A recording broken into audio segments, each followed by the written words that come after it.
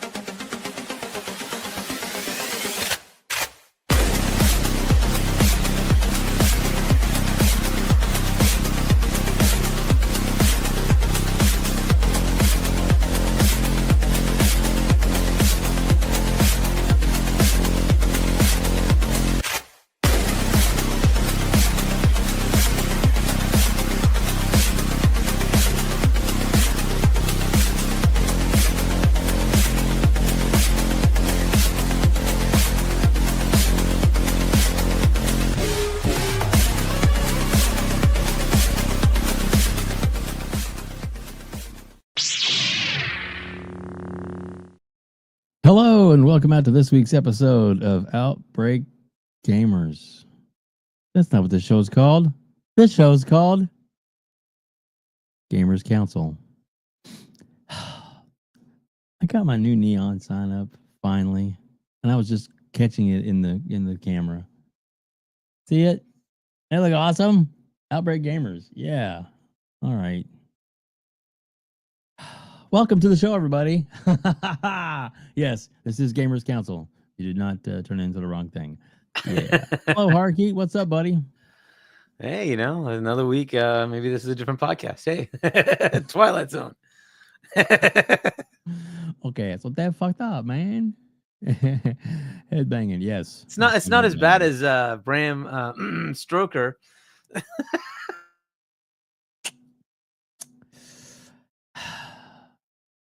Thanks, Hargeet. You're the best. Hargeet, we have a special guest tonight. We do. The one and only. We do. The one and only Demoflow. Demoflow Gaming. What's up, Demo? How you doing? Hey man, pleasure to be here. Another show with you guys, and Hargeet, shout out to you and shout out to you. Thank you so much, David, for bringing me on. And shout out to chat, the most important part of the show. We're ready to talk games, man. We've been having an amazing week, and we're gonna continue to do so. I'm just pumped. We got so much to talk about, so looking forward to it. Very good, very good. So some people saying I have a little bit of audio issue. Hargeet, Yeah, maybe you're a little low, I guess. I don't know. That's probably on your side. I don't know if there's probably is. Let me mess with something real quick bump up your gain a bit or something. Maybe take off echo cancellation, since there is definitely no cancellation going on. So while you play with that, I can do the nice little super chat here. Adidas 20 $2.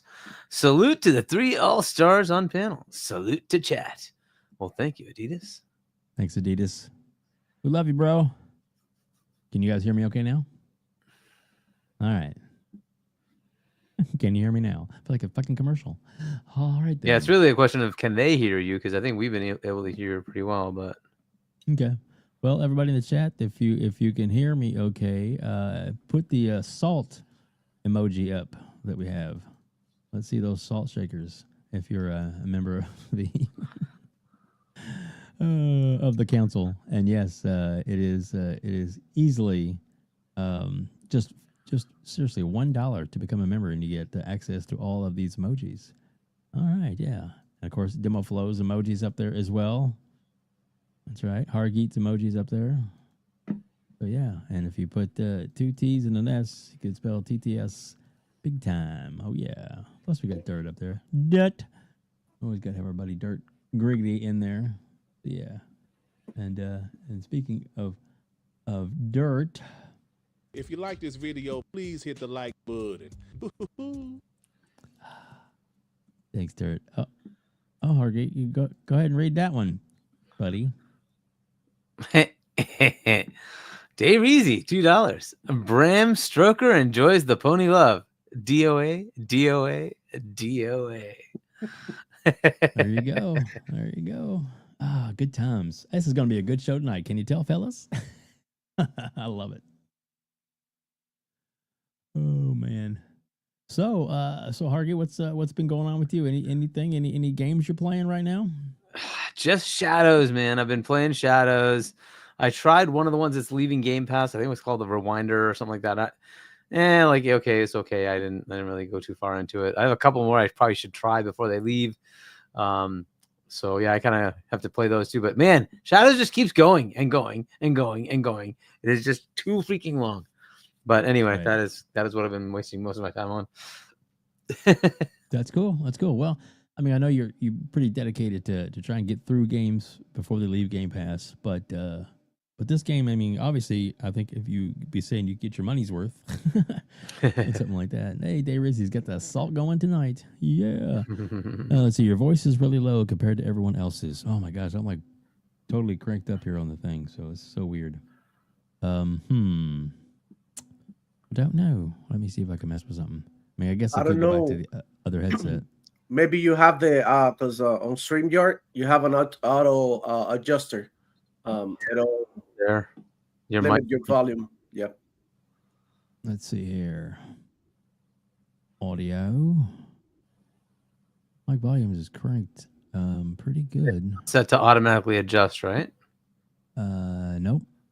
Okay. Let me sorry about the technical issues there, ladies and gentlemen. But let me see if I can. No, that's Avatar. Yeah, yep. So,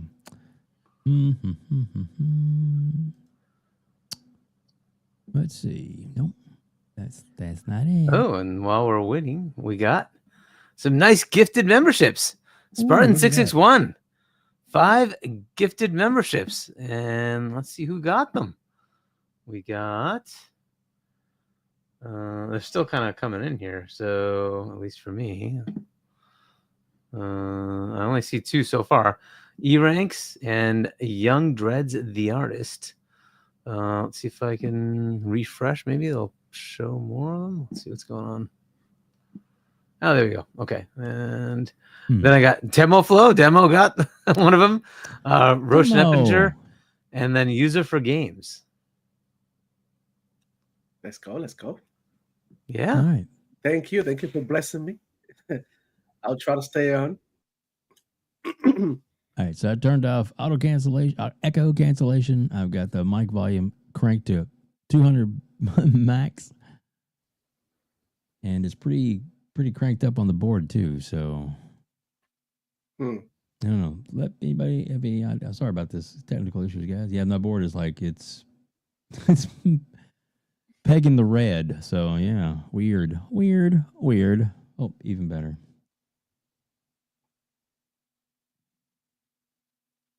Weird. There you go. Anyway, okay. So sounds great. Says somebody down there. Good. Yeah. Okay. Well, hopefully we fixed it and made some tweaks and adjustments. Again, I apologize for that, ladies and gentlemen. But you know, sometimes I was just determined to use these earbuds tonight instead of so much easier to having a corded headset flopping around. So there you go. Okay, so Hargey, where would you like to start tonight? Or actually, you know what? Let's demo. Did we get it? What games you're playing? Oh yeah. Let's ask.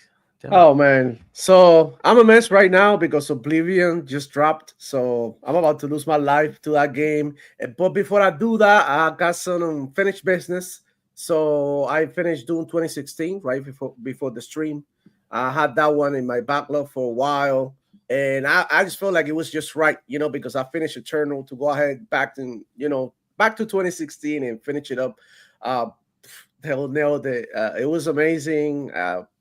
Instant classic for me. I really enjoy it. The only thing is that I wish it was a little bit longer because, I thought that it was a little bit short, but that's a good thing. That means that I really liked it. So, and I wanted to play more. So I can wait for, Doom Eternal. I mean, the Dark Ages. And I've been playing Expedition 33 as well, and I'm impressed. Hargey, he knows me for a while, so he knows that I'm not really into turn-based combat games. This is not something that I really play. I have in my record about 2-3 games that I finished that are turn-based, and they are South Park, The Stick of Truth, South Park, the the broken butthole or whatever. What is it like? What is it? I forgot the broken butthole. It is like that. Broken butthole. Yeah. That's the name. You it's- never played it? It's the cracked butthole. Something like that. Well, whatever. I finished that one. It was amazing. I really love it. It's one of my favorite games. Fractured. Oh, the butthole. fractured. That's right. Fractured. There you go. Fractured. I said fractured butthole. That's right. Fractured. Well, at the end of the day, it's a butthole. We don't know if there is Fractured the actual butthole. situation. It's just like they make the best. Like what was the first one? The stick of truth. That was the first one. Stick of truth. Yep. Yes. So yeah, not really Fractured into butthole. not really into turn Ow, based, that but hurts. I believe Oh my Expedition god, 33 is dope though. they're so good. Yeah. They just released a new Expedition. one, right? Yeah, Snow Day, but it's not that good. Okay. Yeah, it's not as funny. So I'll pick it up one day for like $5 and play it, but for now I'm not. The Yeah, fractured butthole. really enjoy Expedition 33. I had already 6-7 hours already in the game. Surprisingly, super addicting.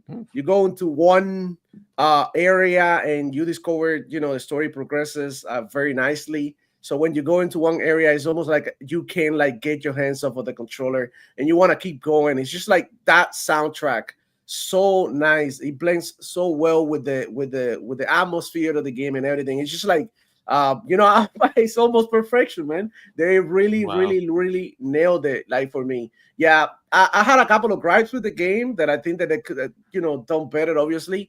But it's also because I'm a noob, trying to play this game, so I don't really know the norms when it comes to playing these games. It's not like I'm struggling with the difficulty, but I do feel a little bit lost at times.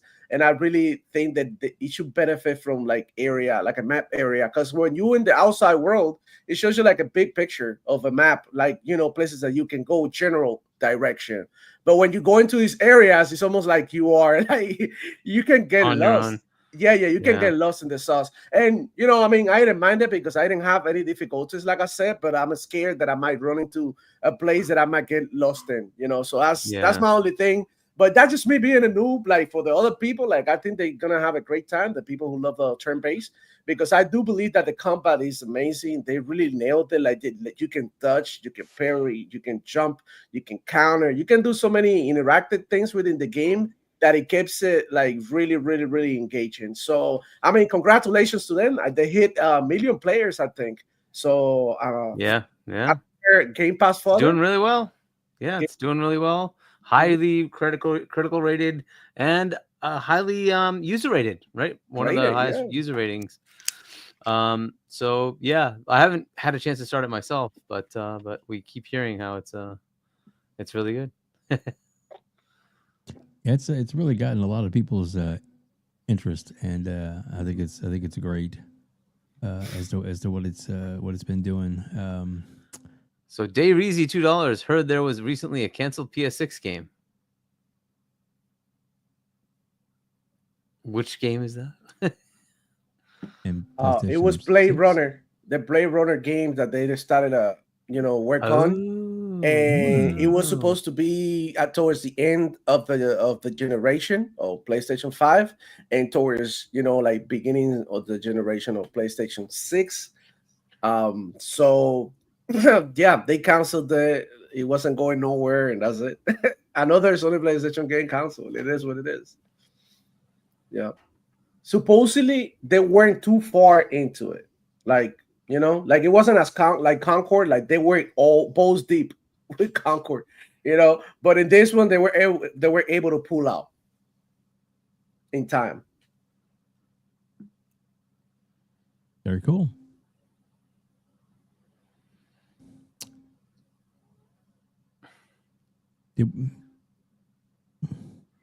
So WebDev, I don't know if you intended to, but you put the StreamYard link in the chat. So Nope. I didn't mean to do that, but okay. We're gonna say hi to General Spartan anyway because he's in here. What's up, General Spartan? Hey, Web. I know General Spartan. We'll say hello to him. Sorry, guys. I didn't mean to do that. I actually hit the wrong thing. But that's okay. We're gonna say hi to you and visit with you for a minute. And the show's falling apart, Hargeet. What have I done? General Spartan, what are you drinking tonight, sir? What are you drinking? A little grape juice. Gotta go to bed about 8 o'clock because I had to go on the road tomorrow. I'm a truck driver. Very cool. Well, General Spartan, tell us what you are playing, man. We might as well hear that. I just finished leveling up my final gun, the Kill 141 for the Black Cell Pack and the Call of Duty. I am finished with COD for this. I'm done with COD until the next game. So now it's time to go back to Avowed, finished out the Midnight, start Oblivion, start Expedition 33. Was it Journey to the Savage Planet? I think it was. I downloaded on Game Pass. Fire game. Try it. Really good. Really, really cool. I got, and then all that's gonna carry me up to Doom because I got the Doom helmet coming in probably next week. I got the controller coming in at the end of the week. I was able to snag the one controller because I also have that's my other controller because I have this other ROG controller. Oh, nice. but pretty much I haven't opened that up yet because I've been still using my one Power A controller. So right. But otherwise, I'm done with COD because I already finished the campaign on that weeks ago. And I noticed too, not many people play the campaign for Call of Duty because I saw that every time I was finishing up a mission in it in Black Ops 6, a rare achievement popped. It's like, whoa. Yeah, it's pretty much the normal. Most people don't. Like Demo, you haven't finished the campaign for Black Ops either. Yeah. It's just the way it goes, right? It's a lot of people play it multiplayer. That's it. They just play the multiplayer. We were just talking about it. Like, okay, I have like about 300-400 hours of Call of Duty, some insane amount of time. And I did like 3-4 campaigns and that's it. 3-4 mentions of the campaign, and I was just talking about it with them because I just finished Doom and I was like, Joe, I need to go and play some Call of Duty before the new one comes out because I don't know if you guys are aware, but it's supposed to be a continuation of the Black Ops story. So before we get there, we need to, of course, finish whatever it was done before. Us completionists, because at the end of the day, some people might not even give it down. But yeah, hit the like button, guys. Exactly. Do it. Well, General Spartan, thank you so much for jumping on. Yeah. I think we are going to let you go over for now, but Yep. I do appreciate you jumping on. I wouldn't let just anybody on. So since we know you and we do appreciate you very much, so All right. thanks, sir. Enjoy the show, and if you got questions, man, drop them in. Okay. All right. Thanks, See buddy. guys. Have a good one. All right. Well, anyway, thanks to General Spartan for dropping in. That was actually nice of him. And he's actually a really good member of the community. He does a really good job when he jumps on with TTS and also on Dark Crickety's show a lot of times when he's on there. We bleed green toward the end of the show. So and General Spartan, pillar of the community, and we do appreciate him. He's a wildcat, that's for sure. And yeah, I was sitting there thinking I had StreamYards that paste, and I thought I had copied. I always have a lot of different tag stuff put up, stuff like hit the like button, stuff like that, just to make it easier to drop them in instead of trying to type things throughout the show. And I apparently didn't clear that cache out. So yeah, I deleted that comment, so it's gone. And I saw it. Thank you so much for that. Yeah, and I get it because I looked down. I'm like, whoa, how did that happen? So that was on me. All right, so let's get into the first topic, as it were, which is this game is absolutely massive, and it's now over 1 million sold, and that's not just like playing. That's in Game Pass and all. This is sold copies. There's over 1 million. Hargeet, man, what? It's a pretty impressive thing for this kind of. It's a brand. I haven't even gotten a chance to start it yet, but the like new IP, new studio. These are ex-UB guys, right? I think they're ex-Ubisoft guys. 30 people, put together, a game that's kind of taking over for Game of the Year potential. It's up at the top with Blueprints at the highest rated game of the year so far. which is crazy, right? So it's also in a like demo, like you were mentioning, turn-based. That's not a genre that most people enjoy, right? Not here in the West, anyways. In the East, it's normal, but in the West, it's not like something. But this is just taking over. It's doing really well. Apparently, the story is very compelling, and then the publisher decided to fund the voice acting, so it's actually got some good voice acting. So and they're like nailing it. And again, 30 people, not a huge budget, and it's already sold 1 million copies. High rated game. Now these are one-off, like odd, awesome things that happen. Not every game gets to this level, but what it does show is that there is a potential for a small team to put out a game that technically this is an indie, right? It's technically an indie game, but feels like a AAA release, right? It also happens to be in Game Pass. Even with that, it's in Game Pass on PC and console, and even with that, it's sold 1 million copies so far. It will definitely sell more. It's obviously going to keep going, right? This has been like 3 days, 4 days, whatever it is. So it's definitely going to sell more. But yeah, it's a pretty good story for this team. Hopefully it's like from what we're hearing, it's a fantastic game. Like just the fact that it's just a fantastic game. That's awesome, right? That we have yet another fantastic game release. We've had a lot of good games come out so far this year, and we have a lot more to go. So it's been a great year. And what a win for Game Pass, right? They recognized that this was a good game and like curated it into Game Pass as a day and date, along with Blueprints as a day and date, right? So you got that.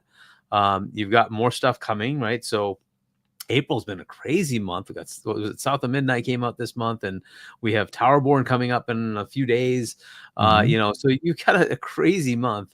So it's a pretty good deal for this studio. I don't know what that means going forward for them. Hopefully they have they get some user feedback. Like Demo, you were saying the map thing. I heard the same thing at ILP. They were saying like, yeah, there's a little, few things that they could just make a little bit nicer, a little easier, right? Some more modern, like nice features, just like whatever, right, to make things a little easier for the user experience.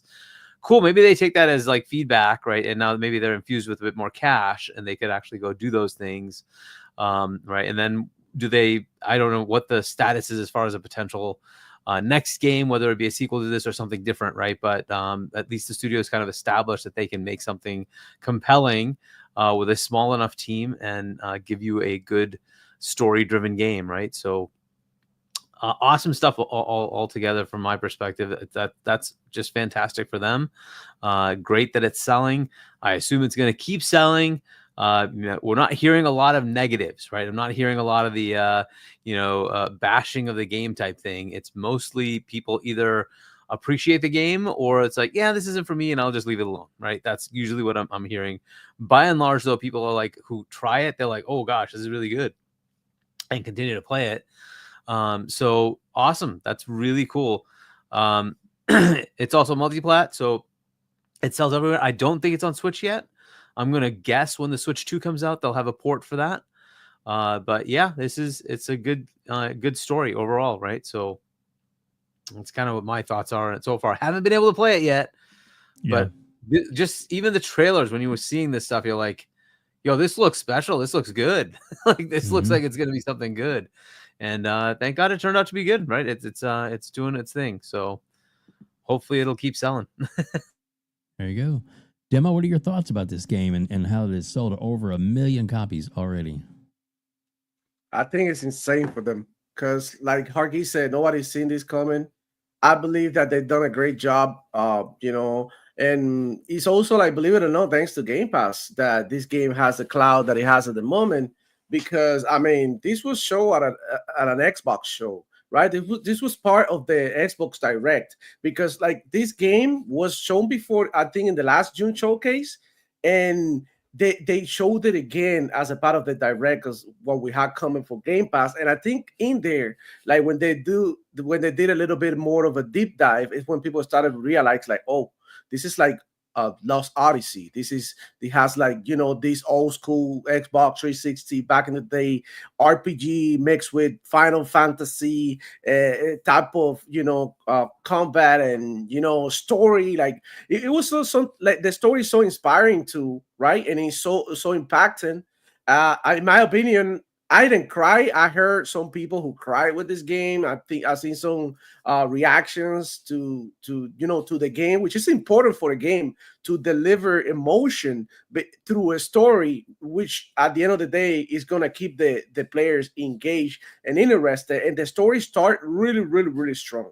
Like from the beginning, this is a game that it just catch you from the beginning and there's no way out. When you see the intro and you're done with the first part of the game, which is like, you know, in the bay, in the port, that part of the game right there is like, you understand that you cannot stop playing this game until you see the end. And I think that hook right there, that was everything. And to that, you got to add the ambience, the music in this game is outstanding. This is high quality stuff. This is high quality stuff, but done by 30 people. And I believe, like, you know, they deserve all the success that this franchise is going to have, because I think this is going to be a franchise because, like, look, Expedition 33, and if you play the game, there have been other expeditions. Like, this is the expedition number 33, I think. So there's more expeditions. You start finding the journals of the other expeditions as you go, and then they start telling you the backstory, you know, what they encounter. You know, be careful. These enemies are not like the ones that you face, you know, up until now. So I do believe that there's a room for, if, because I don't know about the story, because I've really tried to not, you know, get spoiled, but I do believe there is a potential for a prequel at least, or at least some sort of, like, you know, other chapters and stuff in this story, because I do believe there's so important characters from back in the day that they mentioned. All these commanders, they were legendary. There were people with insane abilities, and it, I don't know, man. This is one of those games that, look, I didn't want to play this game because I'm like, shit, I'm not gonna, you know, yeah, bro, my Call of Duty skills, my Apex and Mortal Kombat, you know, my, you know, all of that, like, because I'm a multiplayer type of gamer. So when you take a break to play a game, you want to keep your fingers warm, right? So you just don't want to be sitting down, chilling, too chill. You want to, you know, and this game is just like, it's just so freaking good that, you know, it got me, man. Like, you know, kudos to them, because this is important. This is not my type of game. So the fact that I'm playing this, I can't imagine somebody who's like into these games, like, you know, how much they're gonna love it. So yeah, amazing, dope, really good job, man.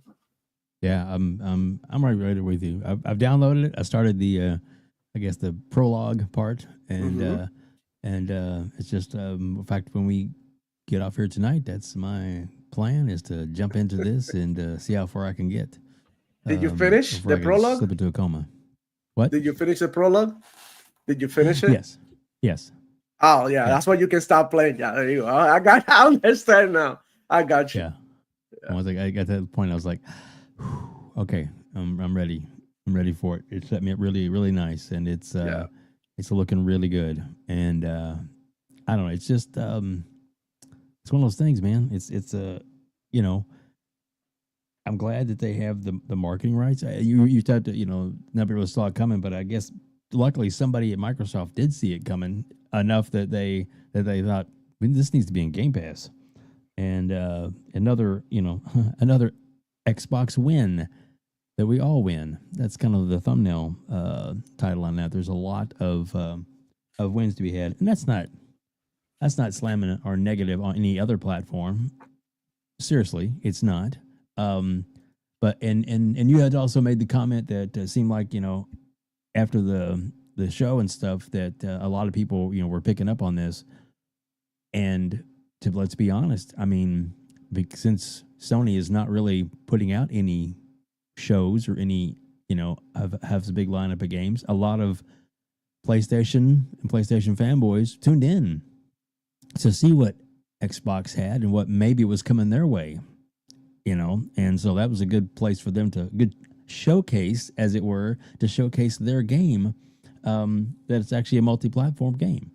And so that's another reason why I think it was a success, was that a lot of people that maybe normally wouldn't have necessarily seen anything about the game until it came out was where they were able to get the heads up on that. So that's just my thinking on that. But I'm probably wrong, and usually am, but that's okay. So so we also did we got a member renewal. You see that one, Hargeet? Bunty, member for 17 months. Thanks. Awesome. We definitely appreciate that greatly. And a lot of people in the chat. Let's see, I know Holly, that blue number is here. Red Dead Panda has jumped in. I see E ranks. I see. Oh my gosh, so many. Let's see. Of course, General Spartan is here, and also he made a little guest appearance on the show. Hey. But and Spartan 661, I do thank you so much for your generosity. I just want to make sure I said that. Look, Def Leppard's here, and BT Maverick, Thatch, so many others. So if I don't get your name, please don't take offense. It's just there's a lot of stuff flying across the screen, which is a good thing. It means you guys are jumping in on the conversation, which we wholeheartedly want you to do. Sapo is here as well. Void Rat. So yeah, there's a lot of Sir Riffs a lot. Let's see, the game adaptation. I could just go on and on, but I won't. So yeah, I'm excited for this. Yeah, go ahead. Yeah, so if you're done with this one, then there was just a topic you didn't really add, but I think we should probably mention is in response to all this, you're talking about PlayStation, they did drop a tweet about something that's very interesting. But anyway, I don't know if you want or done with this piece. You or not. Go right ahead. I'll let you. Yeah, I'll so let you have the they tweeted out a new trailer for Ghost of Yotai, and it has a release date. And I mean, did you get to check it out? What do you think? I mean, it didn't look like something that was super innovative or nothing. It looks like a sequel, like what it is. So I do believe that the game is going to be good and people are going to play it. But I find it very difficult to top the success of the previous game. And why is this? Because it's dropping in a very hot year. And during the very hot time, October, really? What is PlayStation thinking? Look, Borderlands just dropped the month before. They drop in another game by themselves, Marathon, which, believe it or not, like PlayStation people could make the choice. They'd be like, do I play Marathon, which is like, a game that I may like, or do I come back to, something that I'm familiar with and that I'm comfortable playing? And that's the big question, right? Are people going to buy into this game? There's also rumors about GTA coming out around the date. Call of Duty beta is usually around that time. What happened last year with Conquer? It was the same week as Call of Duty beta. And when they dropped the game, they drop a new season on Overwatch with a bunch of new stuff. And that's, partially responsible for the death, because it's like game over game. Like today, I had to make the decision, right, on what to play. But yeah, Spartan 661 with a message here. You can go ahead. Xbox is here to stay. How can you deny Xbox? Game Pass is the best thing to happen since streaming was a thing, and I agree with him. Yeah, 100%. So that's what I think about Ghost of Yotai. Is it gonna be good? Is it gonna be an all right game? And I think PlayStation they can really mess up. Yeah, I think it's gonna be good. Now, is it gonna be a financial success? Is it gonna sell a lot of copies? Is it gonna be like the talk of the month or the town or even the week? Well, stay tuned and stay tuned. We'll see about that. But yeah, I'm looking forward to seeing what they do, and hopefully the game does well, because everybody knows Ghost of Tsushima or Ghost, right? We call him Ghost now because they change every time. So Ghost is a good franchise and beloved by many fans around the world. So why not? Let's let the game live. Same with Marathon. I want all the games to be a success. So, but for that to happen, like, gamers got to make the choice. Like, is your game calling them enough? So yeah. So I liked what I saw. I thought it looked good. I liked the trailer. I agree it doesn't look as next gen as it could, but whatever. I don't like. I've never been about the graphics. I'm more about the game. I want the game to be fun. So as long as it's fun, it'll be good.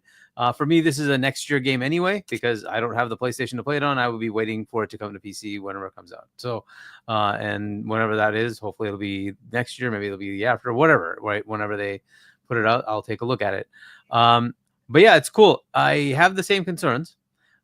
They were definitive about the date, which means they probably know when GTA is happening, I'm guessing, because otherwise you would stay the hell out of making a determination until you're very sure that this is when GTA is launching.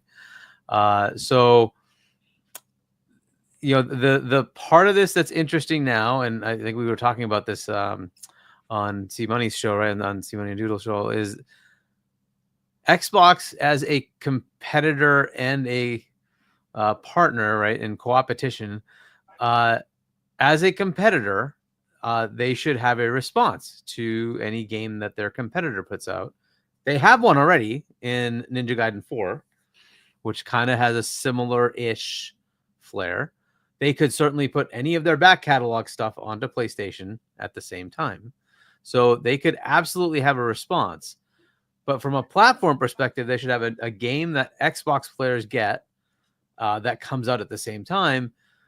So they could put it on Outer Worlds as well, right? They have that.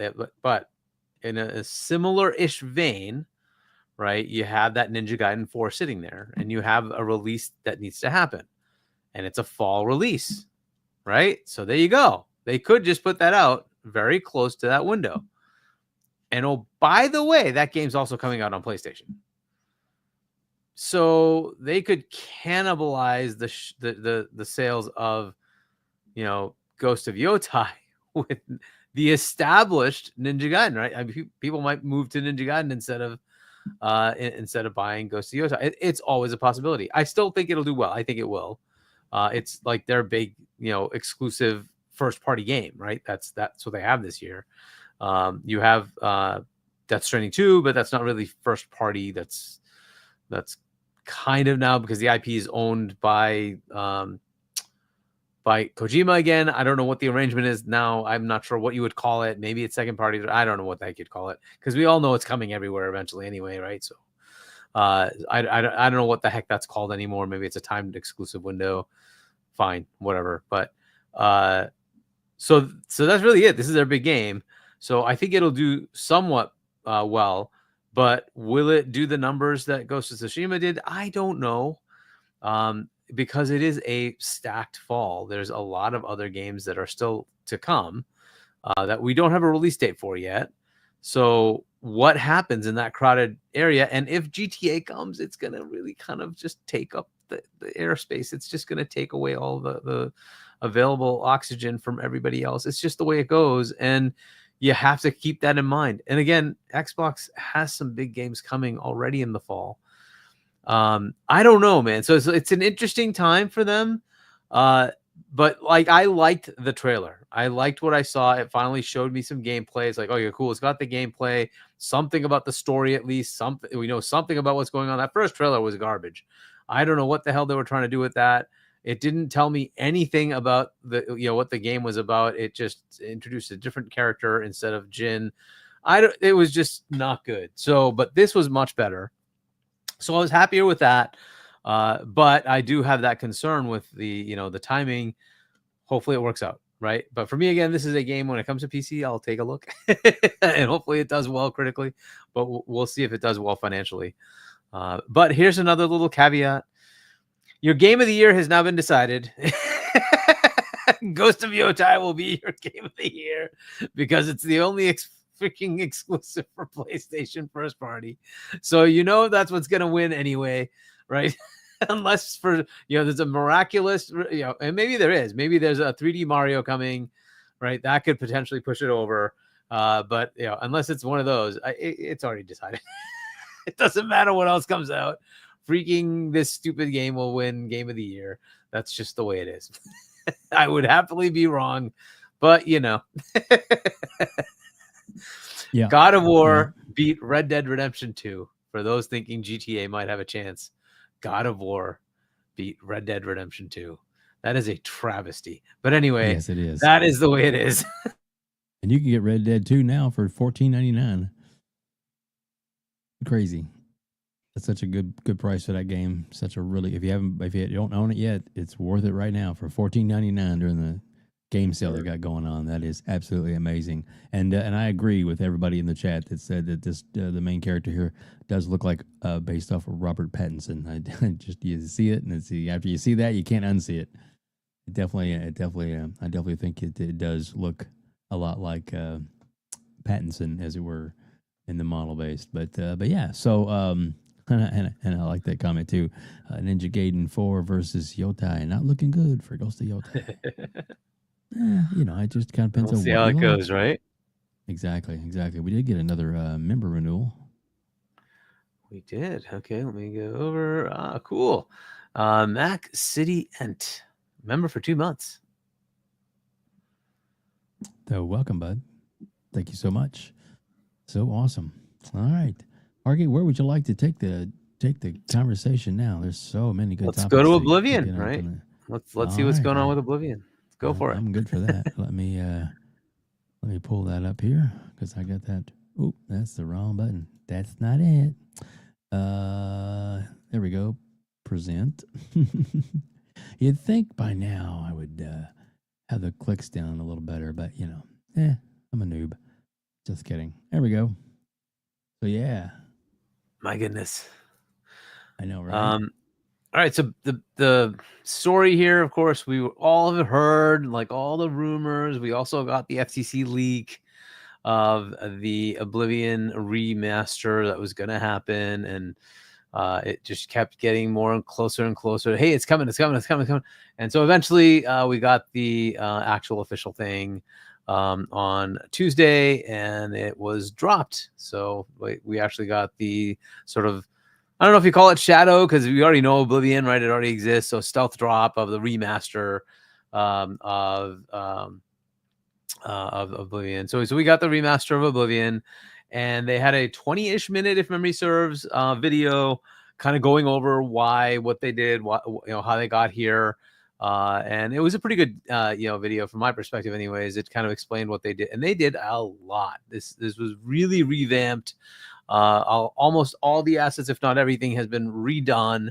It looks dramatically better than what they had before. They also updated animations. They updated the character progression. They updated the combat capability a bit, and also combat sounds. They updated the voiceovers for different species instead of it just being all one set of voiceovers for everybody. So they did a lot of stuff here. It is quite a substantial upgrade. It's just, I think it's $50, so it's not even a full cost for an upgrade. As far as the buying the new version, the majority of it is they kind of encapsulated what was with the creation engine and kind of put UE5 on top of it and use that as the visualization, like the presentation engine, right? So the rendering engine, and that seems to work pretty well here. There are some minor performance hitches here and there, so that's still something that's kind of the UE5 thing. So that's still kind of there, but overall, everybody seems to be very happy with what they did with it. You can see the concurrency for just Steam. You look at the top game being bought on PlayStation, it's Oblivion. I'm sure it's doing well on the played games on Xbox. Again, this is in Game Pass day and date on PC and on console. So you have that access. Even then, it looks like it's doing really ridiculous numbers, on Steam, on PlayStation. I assume this will make it over to Nintendo as well at some point when the Switch 2 comes out. But yeah, this is a great remaster. It is interesting that it isn't a remake, because it really isn't changing anything as far as the story in the game, right? But it is changing enough that it feels like it's more than a remaster, right? But so call it somewhere between a remaster and a remake. But it is a stunningly better looking version of Oblivion. And for those who have not played Oblivion, I would highly recommend it if you liked Skyrim. To me, this was the better Elder Scrolls game. So if you have not played Oblivion, absolutely check it out. But yeah, it's a pretty good reveal. And then they just dropped it right then and there. Here you go. Here's the game. Go play it. And you can see the concurrent player numbers are just skyrocketing, and it's doing pretty well. So hopefully people are excited to play it who have not already tried it. Highly recommend trying it if you've not played it. I want to delve into it just to see what the differences are.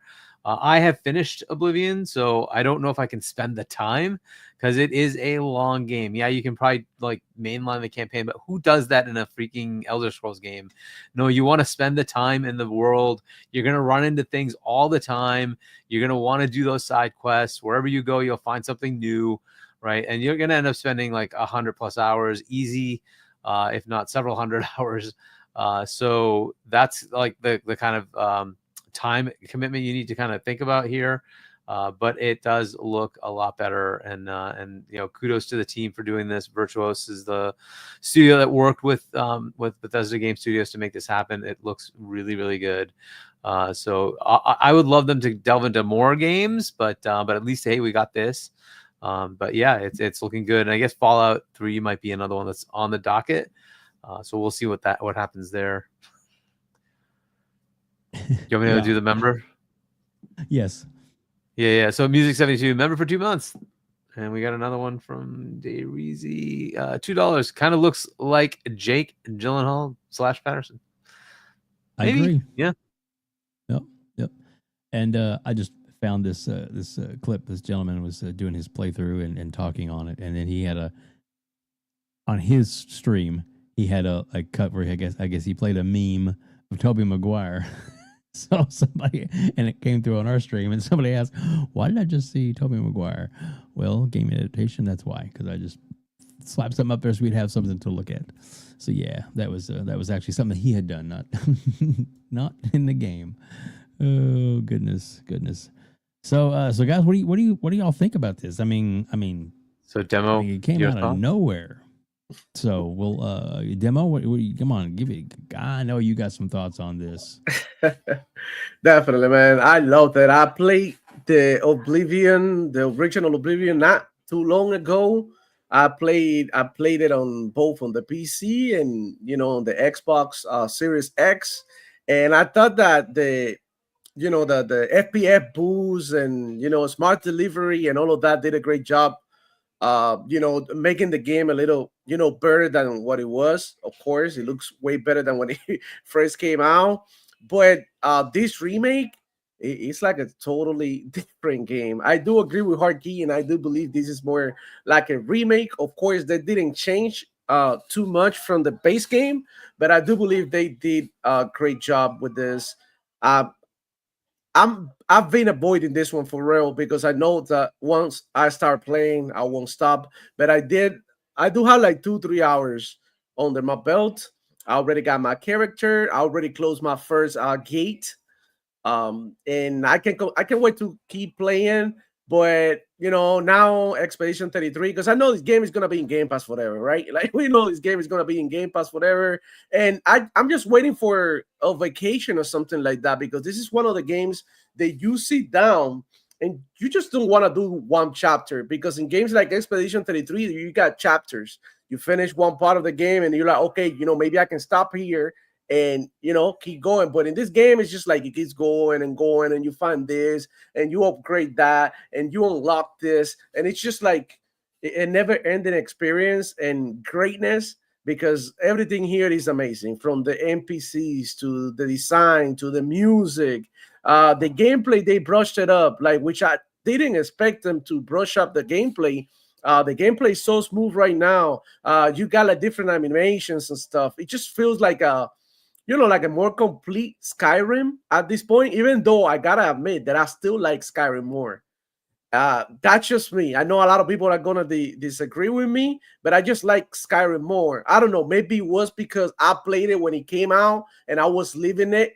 And this game, sadly, I wasn't even in this country when that happened, so I didn't even have the opportunity. So I got here late. But playing it for what I played, it's just like so freaking cool, man. Good, and I just can't wait to keep playing, man. I wish I had more time. Like I said, this is one of those games like I did with Avowed. I was like, okay, I'm gonna play Avowed, and I'm gonna finish from start to finish. This is the only game that I'm going to be playing for like 2 weeks, and I finished it. But if I don't do that, then you get lost in the sauce, and you start like your friend invites you to a game, or you talking and let's hang out, let's do this, and you get caught up. It's just like so long and so big. But and now he hit right like 205,000 players on Steam, something like that. They already sold like 1 million copies. Or well, based on the numbers, I'm pretty sure they sold way more than 1 million copies for sure. Steam only has like 205,000 concurrent players.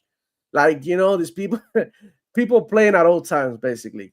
So I imagine there's more people who bought it and just kept it there. They haven't opened it because they're going through the same thing that I'm going through right now. They're just waiting for the right moment, and right now they flooding us with games. Like there's no stopping. Towerborn is about to drop. I was just watching the official Xbox podcast with all the information they were giving on the game, and not to get off topic, it looks pretty freaking good. They adding events, a bunch of stuff. Like my friend played it, and he told me like months ago this game is so ready to come out, and they were calling it early access. But what I'm gathering from the Towerborn team, again, without getting off topic and derailing for too long, is that they're treating this game like taking the feedback very, very seriously. And they're just trying to work with the community, and this is how they want to build the game, which I believe that I love, because I would love to give my feedback to the game. It'll be like my baby. One of those games that you play and you continuously see, becoming better and better. And I'm looking. It's just like too many games, bro. It's so sad because maybe last year this would have came out and I would have no life. Oblivion for sure. But this year, it's just like so much. It's incredible. So there you have it. Love this game. You're muted. I'm with you, and you can definitely thank you, and you can definitely go off on a rant on this because it looks amazing, and I mean, Skyrim was really damn good. So the comparisons are okay to have. It's and Skyrim, of course, was one of the ones that really, I guess they over the years they've gone back to the well, as it were, and collector's edition, greatest edition, anniversary edition, and let's soup it up graphics stuff, and it's well deserved. I'm really glad that they took the time to go back to this one, because this really kind of, I think, set their path for what Skyrim and the success that it had was because of this, and I think that they continue to put out some, and we know, and this is what really just drives me crazy. That's so awesome to think about. This is great how good this looks and how much fun we're having playing this game that is basically a remake, a reimagining, whatever. And we have a new one being made right now. There's a brand new game with the latest technology in gaming, the most advanced, gaming at their fingertips is what they can make as far as the looks, the graphics, the feel, the interaction, the engines, the stuff that they can use on this, the different ways they can take it and involve the technology today. It's almost scary to think of just how badass this new one's going to be, so that's got me excited. And this I think just fuels the fire for that even more with a lot of people that, this is fantastic. Look what they did with this, a 10, 15-year-old plus game. And imagine what they're going to be able to do about with 20, 19-year-old. Yeah, about 20 years. And imagine what they're going to do with the new one. Holy shit, guys. Pretty damn exciting. Pretty exciting. So Hargeet, are you planning on? I mean, you probably beat the original, right? I did, yeah. So I don't want to Are you go thinking through the about whole going thing back? again, but I will definitely just look at it. I like to start it up, see what it looks like. Yeah. But yeah, that's gonna be after Shadows. Yeah, Just yeah. finish AC Shadows. I thought about it at least because That's- I said I beat the original, you know, and when it came out and everything. But I thought maybe at least I might play through just like the mainline quest. You know what I mean? Like just trying to avoid all the little side quest stuff and just to get through this one and see how just amazing all the stuff is. I mean, looking at that now, the graphics are just like it just really looks so much better, so much better than what it was insane before. graphics. Yeah. Insane. So I don't know, pretty exciting. And yeah, that Holly, that Blue Numbers that she's doing a playthrough as well on her channel. It's awesome. Does a lot of live streaming there, and we appreciate Holly being here as well, as Red Dead Panda and everybody else that's hanging out with us in chat. Thank you all so much for being here. We've got over 250 people watching either on YouTube or on X. Thank you all so much for being here. We appreciate that. And I don't know what happened at first. X was not even registering numbers, and now it's kind of giving numbers and taking them away. I don't know. So X has its own little issues, but it's there if you're on X and you want to watch. So we welcome you and welcome that. So yeah, Hargeet, what do you think? You wanna move on to the next subject? Yeah, let's move on. All right. So which one do we want to talk about next? Oh, there's so much. I mean, there's the Jez Corden, article about the Play Anywhere and its success. The another debacle for Sony with the Marathon not requiring the PS account, and that actually might hurt their overall numbers. And of course, the Switch 2, we can definitely talk about that and the good and the bad that happened there. So lots of good things to touch about. Well, let's do the Play Anywhere, and I think is that also the number of subscribers thing. Yes. Yeah, let's do that. We can actually start there if you would like. No, let's go into the first part of it, and then we'll get into numbers. Okay, fair enough. Fair enough. Let me see what I got here handy. I think I got some info as we start talking about it, but I'll let you. Oh, there it is. Let's see here.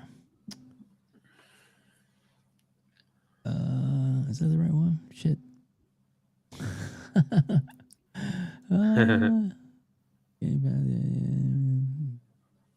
We don't have any super chats, so I can't, use up time for that. I know. Is that the right? I think I might have actually the wrong article up. Let's take a look at this article real quick and see which one I've got up. This may be the wrong thing, but so we can at least peruse this while I'm trying to find the right one, because I thought I had the right one pulled up, but Dave, he's such a noob. And boom. Yeah. I don't think I've actually read this article, but he's right. It has had a very insane beginning of the year, no doubt. So we had like Eternal Strands and Sniper Elite and Avowed, and we've gotten South of Midnight and Atom Fall, and it just keeps going, right? This is like now we have Blueprints and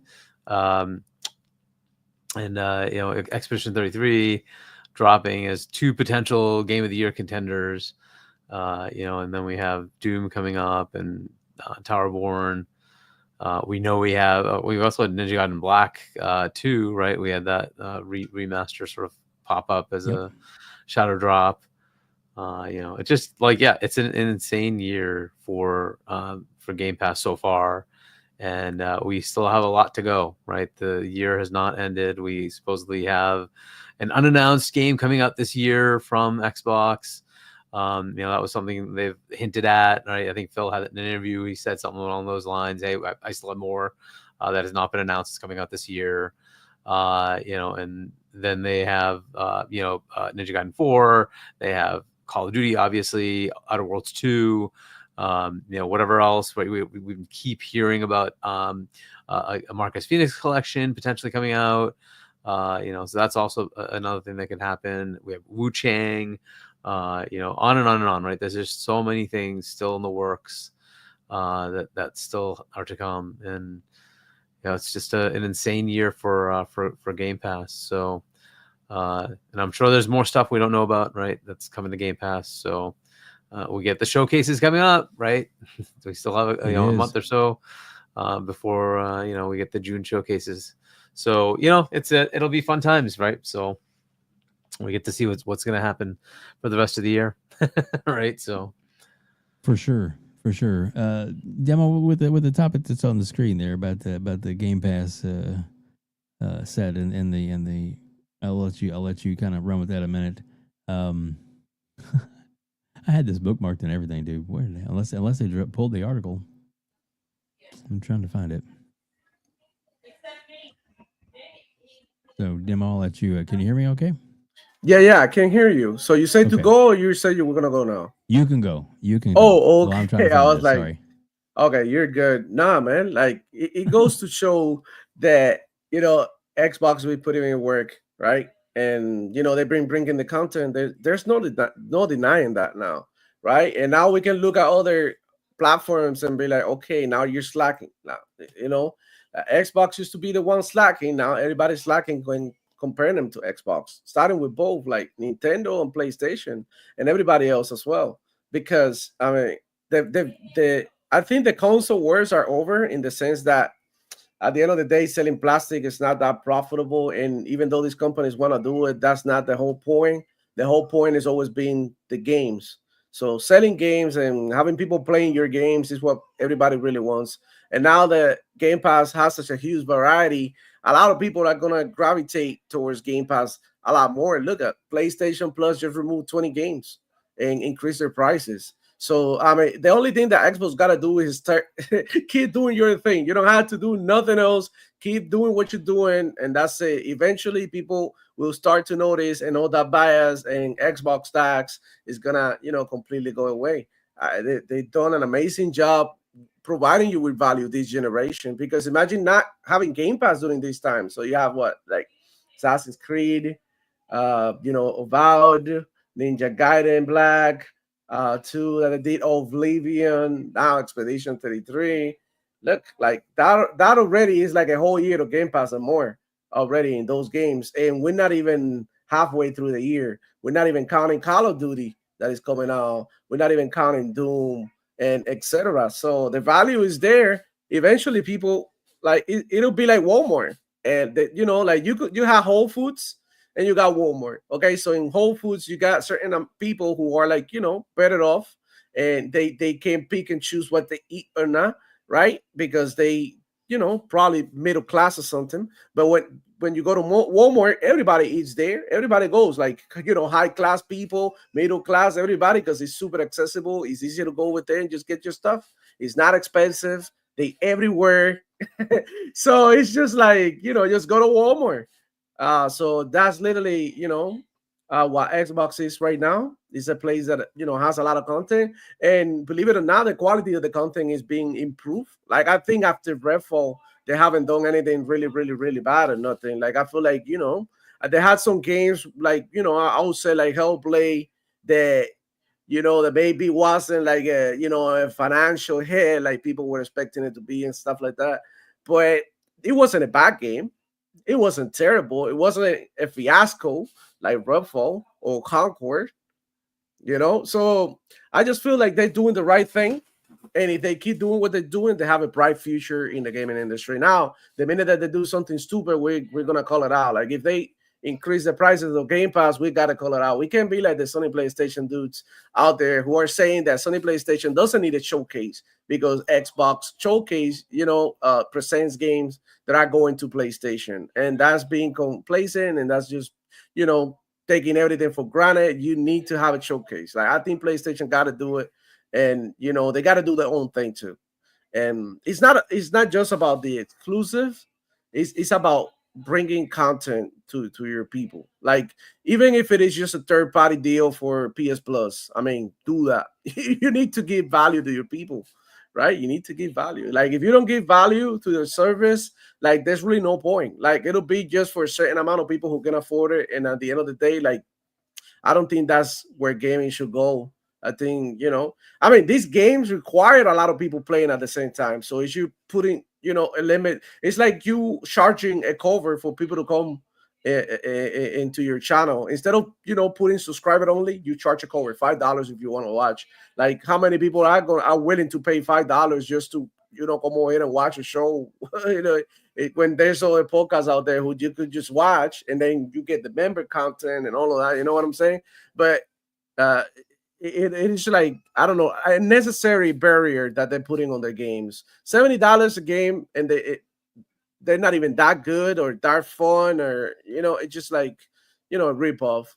On top of that, the console is getting more expensive, and it's just like a mess. I think Game Pass is the future. I've been saying this for a while. They've been doing it right. They dropping content like crazy. So in my opinion, it is the best place to play video games at the moment. Now they put I don't know if you noticed that they put the Game Pass on LG TVs now.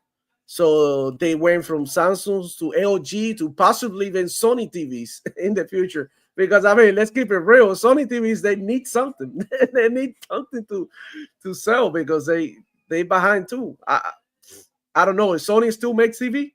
They make TVs? Like televisions? Yeah? Oh, yes. They do. I mean, I haven't heard about nobody like, hey, let me get this Sony TV or something. Like, they really, fell behind.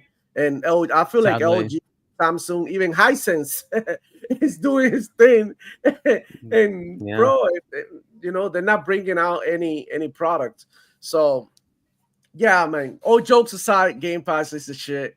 A lot more people are going to subscribe now when they see, because look, the beginning is like, people don't understand, right? They don't really get it. They'll be like, oh, Game Pass, I'd rather buy my games. Nah, until you try it, you don't know how much money it'll save you. And it's just a great thing to have, man. As a gamer, it's a dream come true.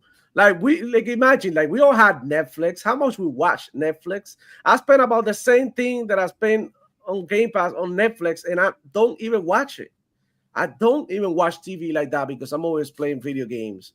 So, I mean, having a service in which you can pick all the games that you want to play, and they're there, and they constantly dropping new exciting content, like month after month, week after week.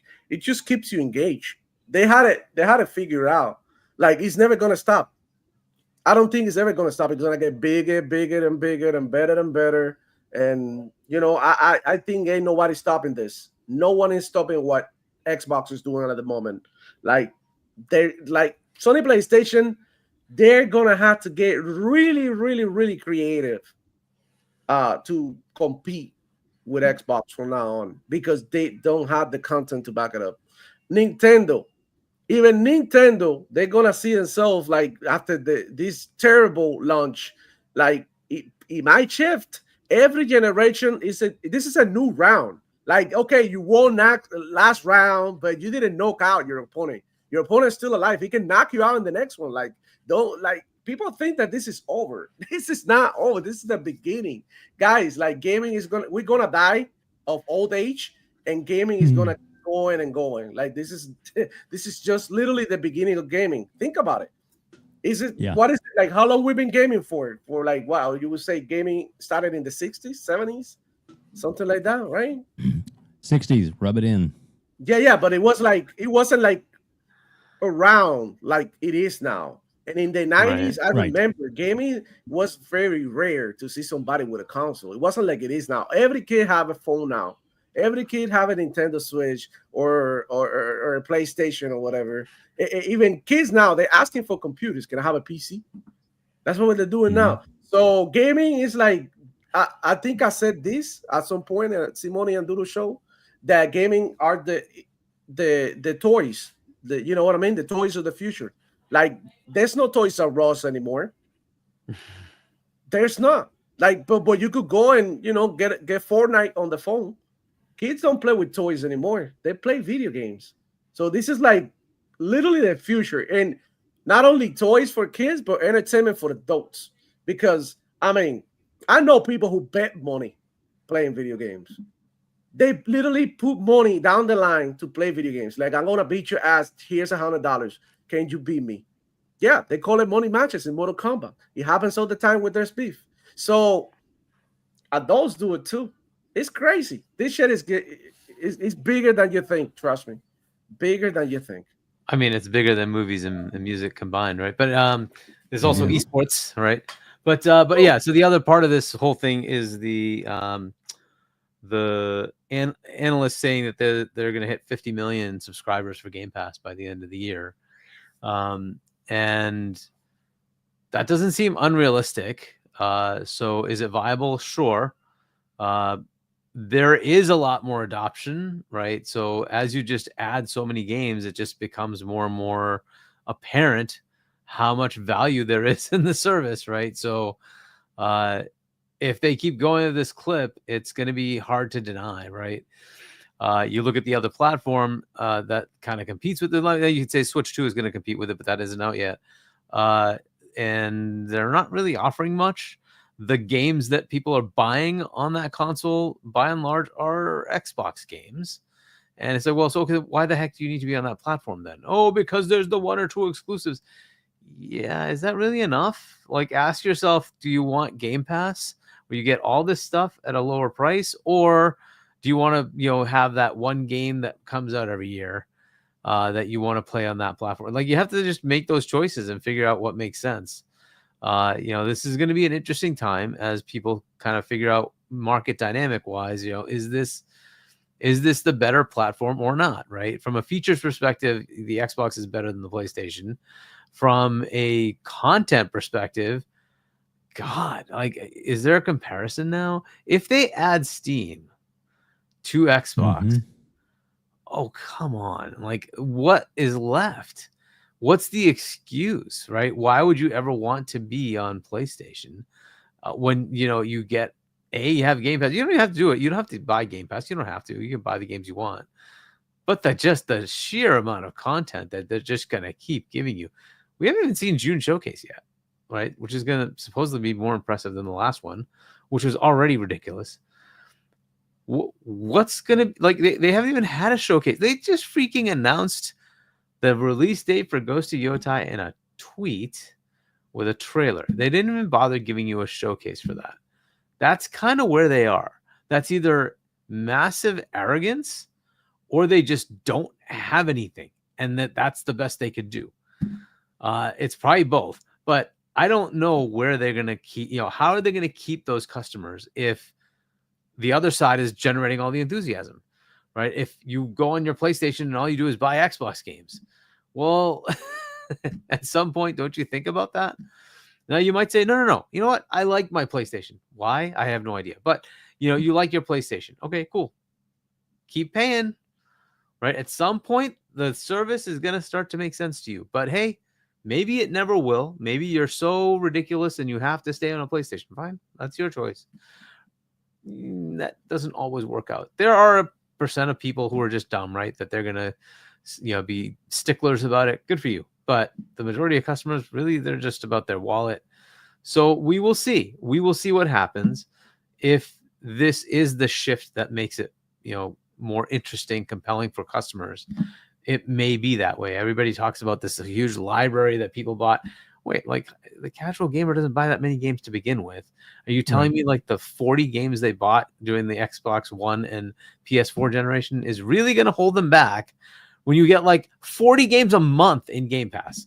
Like, what are you even talking about? Like, why would you even consider those an issue? If you even have to go rebuy those games, what are you talking, like $200 total? Because seriously, those are old games. They're not going to be at $70 a pop.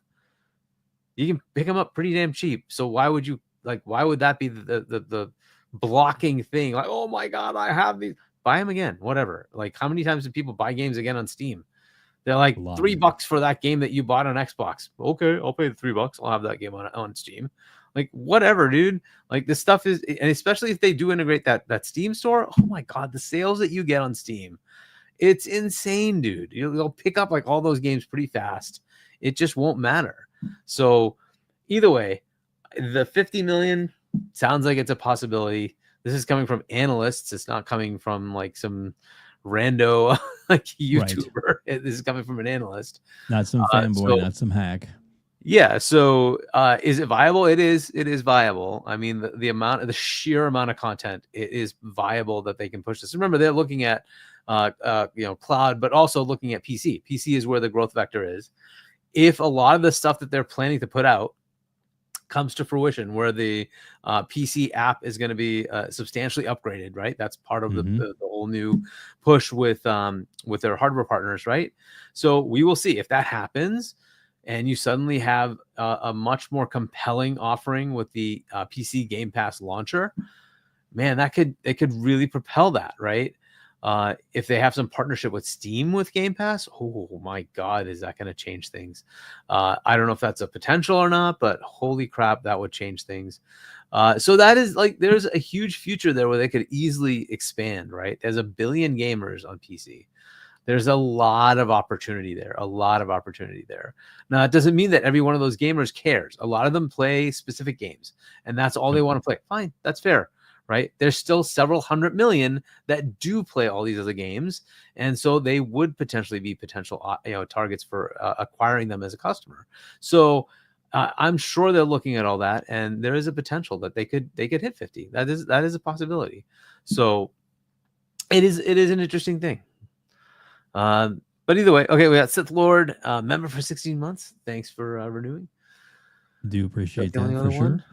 Yep, Sith Lord. He's the nice thing about Sith Lord is he's always gracious and promotes all the great all the great shows that are on every day. He posts another post and lets everybody know what's out, and what you need to make sure you watch, and we appreciate that being included on his list.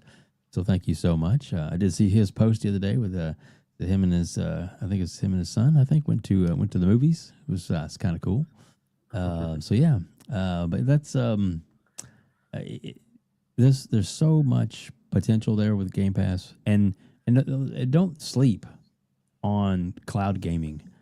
The cloud gaming streaming aspect of it, is getting to the point to where it's let's face it, Stadia, that was the best thing about them, was their streaming.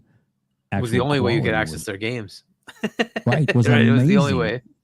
Right, was really high end quality, and Microsoft is shooting for that bar.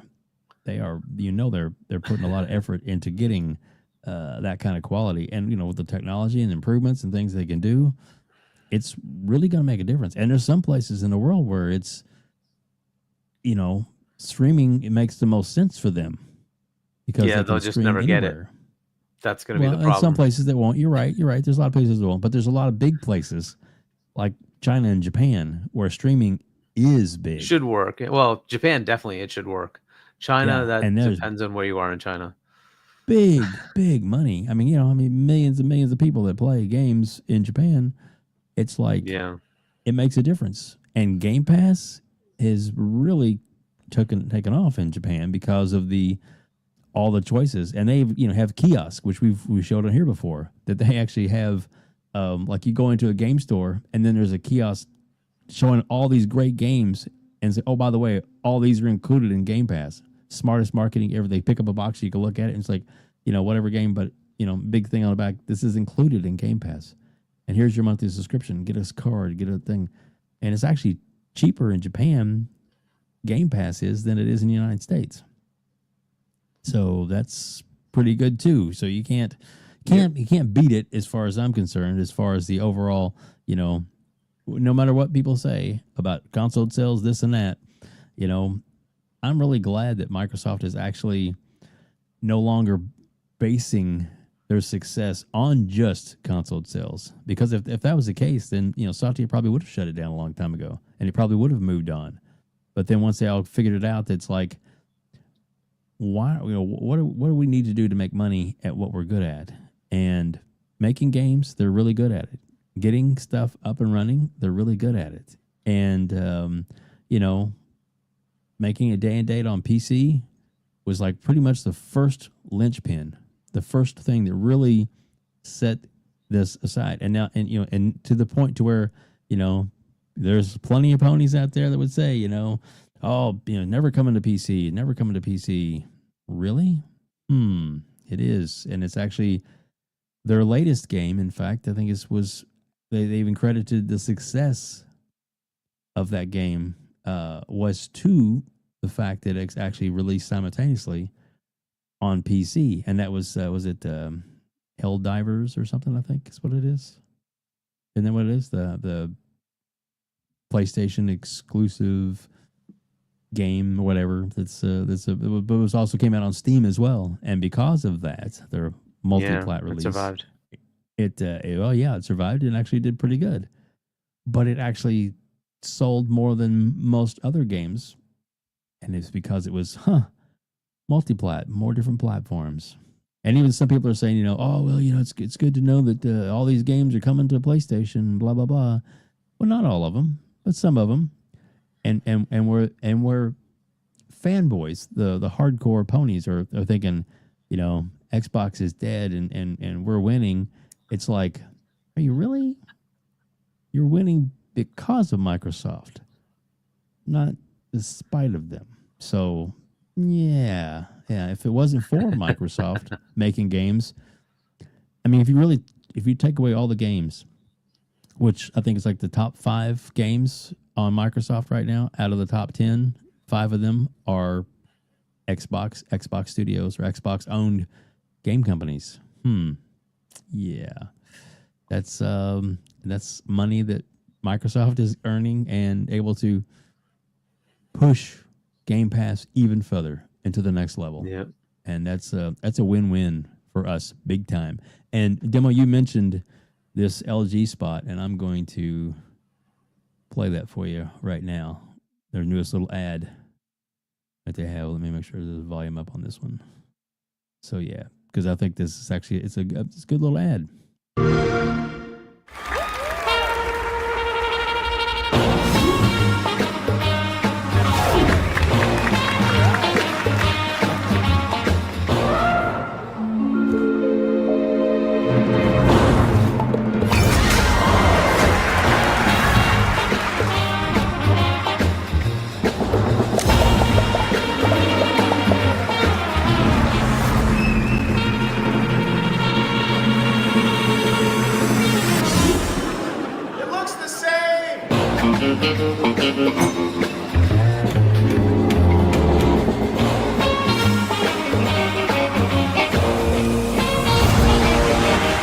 No console.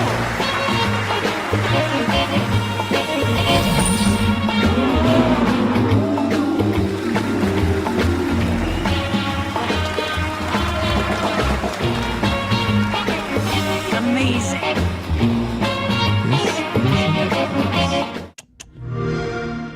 Yep.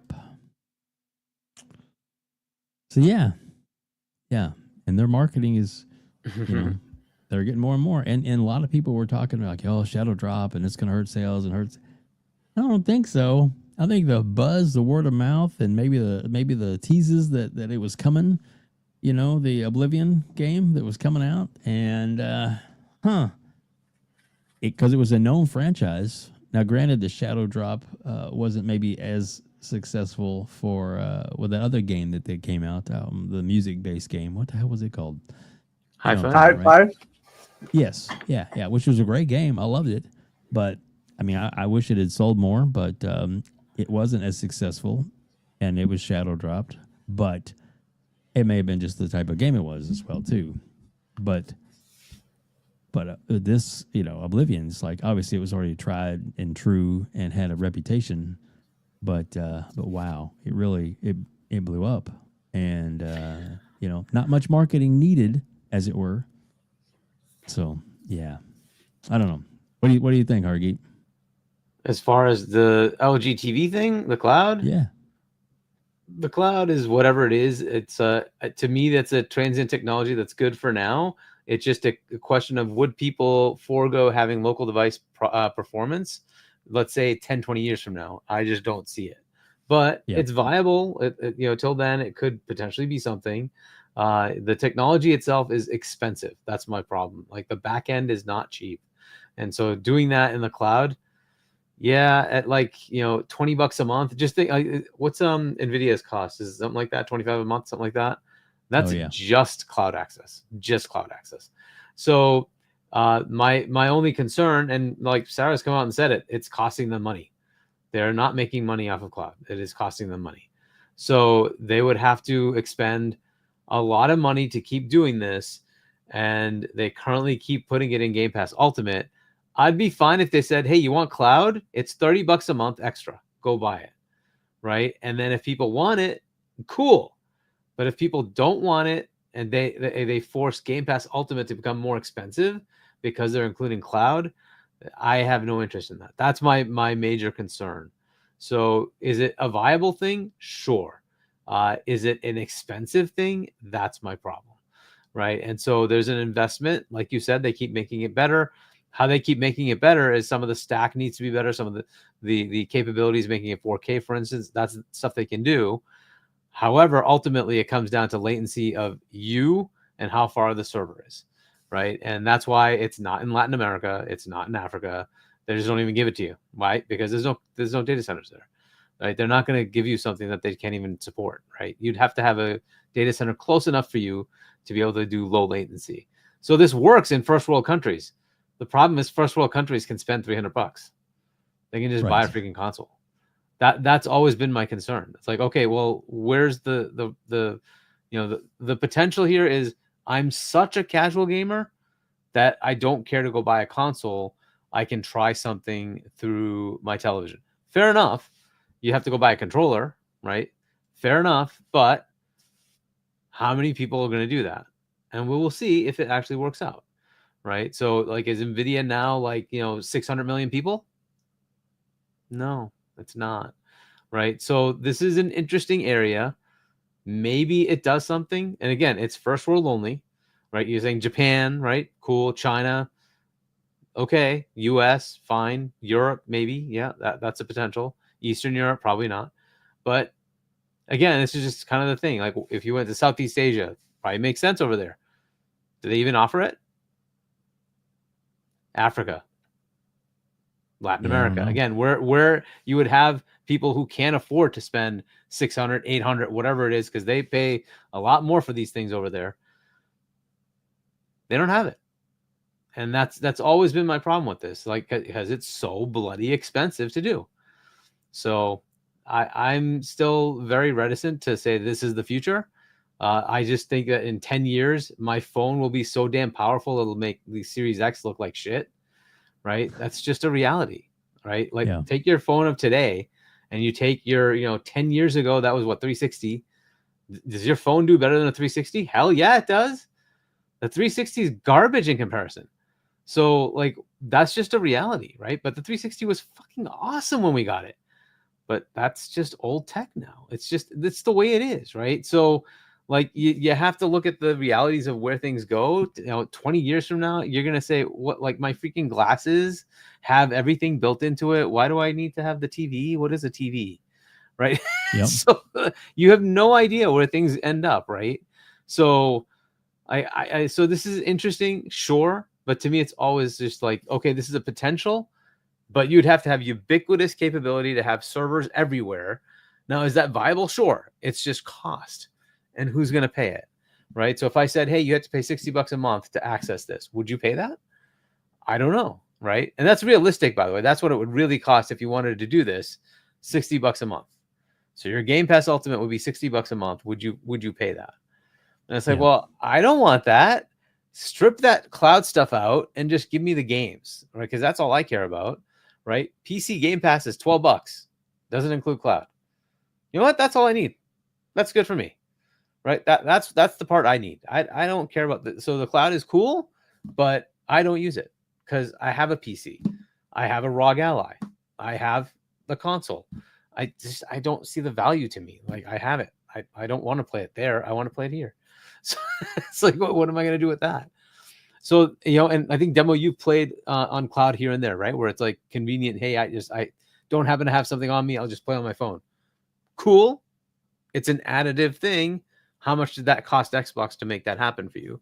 And that's where I get concerned, right? So if it came down to we have to spend $300 million extra that we're not making to put cloud in versus $300 million to make games, my preference heavily is towards the games. I would rather just have the games, right? So that's it. To me, that's what it is. You know, read that real quick. Yeah, no, but you're not understanding the difference. So cloud Yeah. is used all the time async, not sync. So cloud is not, it's not the same bloody thing, right? We're on the cloud right now, right? YouTube is running on the cloud, but it's not sync, right? There is a delay. That's just the way it is, right? And you can't have delay when you're playing a game. You just can't. And so for that technology to work, you have to be very close to your server. That's just the way it is. Speed of light is speed of light. You just got to deal with it. That's true. That's very true. And I understand the distinction. I mean, but some people, depending on the game you're playing, it seems like it's, I mean, it definitely depends on the game you're playing. There's certain games that, you know, if you're not playing against other people, if you're playing single player, whatever game or whatever, then yeah, those are great. Then cloud gaming is perfect for that. But if it's when you try and do the Call of Duty and all those, which will work. Which again, if you're close enough, it's fine, right? So yeah. Eastern Seaboard, right? We have enough server capacity; it should work. Western, it's same thing, right? So if you're in some rural area in the U.S., it may not work, but for the most part, we're pretty covered because we have data centers everywhere in the U.S., right? Oh, yeah, yeah. Remotes like if you're in Alaska somewhere, maybe it may not. Fair enough, right? Yeah. Well, they don't even offer it in Latin America. It's just not there. Right. And you go to like Africa, forget it. It's just not there. And that's kind of, that's a great target audience for this. Right. But yeah. And let's, to be clear. India, by the way, you can't necessarily, India is what, like the 7th largest economy in the world, something like that. Like they're not a small country anymore. You just can't account for it. Yes, they have a lot of poor people. Absolutely. A lot of poor people. But out of 1.5 billion, they still have like 600 million that are middle class. That's like double the U.S. population. So you can't consider them a third world only country. Yes, they have data centers. They need to because they have tons of people with a lot of consumption. Yeah. And to be clear, Hargeet isn't slamming on cloud gaming at all. He's you know, breaking down the facts of how it can exactly. run. So this is definitely not a beat up on cloud because I love cloud. And the option is what I think is fantastic, and that it's included in Game Pass is like cool. There's situations if you're out and about or whatever, and you like, you know, you're waiting for a doctor's visit, or for example, and you exactly wait, right. It's a nice additive for like a half hour, an hour feature. You can pull out your phone, or you could, you know, and you can just play a game. That's what it's for. It's for that kind of convenience, or on your plane ride, or long drive, or you know, train ride, I should say. Then you know, that's the kind of things that it's made for. That's where it really shines. But everyday gaming, it can work out for some people. If, like he said, you're closer to a data center, and it depends on what game you're playing. So obviously, there's a lot of variables involved. But it's not a, you know, this. So if you're talking just Call of Duty, hardcore playing, you know, wanting to, you know, playing matches that are getting ranked, I probably wouldn't do that. That would probably not be a good thing to do because you might get yourself in a lot of trouble, as it were. We do have that. Yeah, I was just about to click on it. Yeah, Sarcastic Taurus, member for 19 months. Thank you. All right. Yeah. Excellent. Appreciate that greatly. So did you have any comments you wanted to throw on our demo about the cloud gaming before we move on? Yeah, I mean, I think cloud gaming is an amazing thing. It really helped me go get through some bad times during hurricane here in Florida. You know, I had no electricity for a lot of days, maybe about 2 weeks or something. I think it was like 10 days without electricity. And yeah, I was able to charge my phone and stuff like that because we do have like a plant, but it's not enough for you to, like, you know, be playing games all day. You know, I got nothing to do, and, you know, just spending the resources, right, which are low, playing video games, having fun and shit. So that's a no. But yeah, it did help me out a lot during the hurricane because I didn't have electricity, and we did get still the 5G network, which I don't know how, but it worked surprisingly good. And I was able to do some games. Of course, I wasn't playing Halo. I wasn't playing, I was playing like chill stuff. A lot of like Wasteland 3, which is an RTS, Gears Tactics, games like that. And I think a game that'll be really good for the cloud is Expedition 33 right now, which is turn-based. You can turn off all the all the button quick time time event, right? events, right? yeah. I did that today, and you can take that off, and all you have to do is parry and dodge. But if you don't want to do that, you can just like go and play in the lowest difficulty, and it allows you like not care about what's going on with the combat, and you sort of go through the game, and you're able to get some gaming on, which at the end of the day is always nice. Like I mean, back in the day, we made freaking what is it, like the original Delta Force game run in what is it? What was it like? We run in the Pentium 4. Like back in my day, a Pentium 4 was like the shit. And we're trying to make like shit like like Oblivion running there. It's like it was impossible. But we did make it happen. And even though we play almost black and white and yeah, no, it was we did, like got through those games, and thanks to being able to just have access. So I do believe that there's this like one of my panel members, right? Archangel, he plays a lot on the cloud and he loves it. He tells me like right now I'm playing Oblivion from the cloud. He texted me like a couple of days ago because he's going through like moving, right? He's moving to a different house. He's packed up his shit. He doesn't have access to his rig. So he's like, okay, the phone it is Game Pass Ultimate. So just the fact that they're giving you an option, and it's also like, it's adding value to the service as well. But I do agree with Hargeet.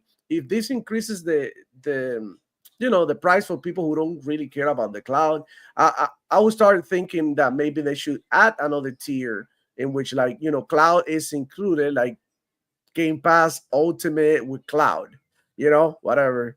And then you have that, cloud service as well included in your service. That'll be great, just in case they decide to hire the price because they're spending too much, maintaining the cloud. So I do believe that they should go ahead and do that, but I do not want a price increase. Nobody wants to pay more money because even though that I think it was to hold value, right? $1 more expensive is $1 more expensive, and exactly. And think about it. You're saying that they're getting close to 50 million, right? Subscribers, which can fluctuate, go up and down depending on the content that they're getting.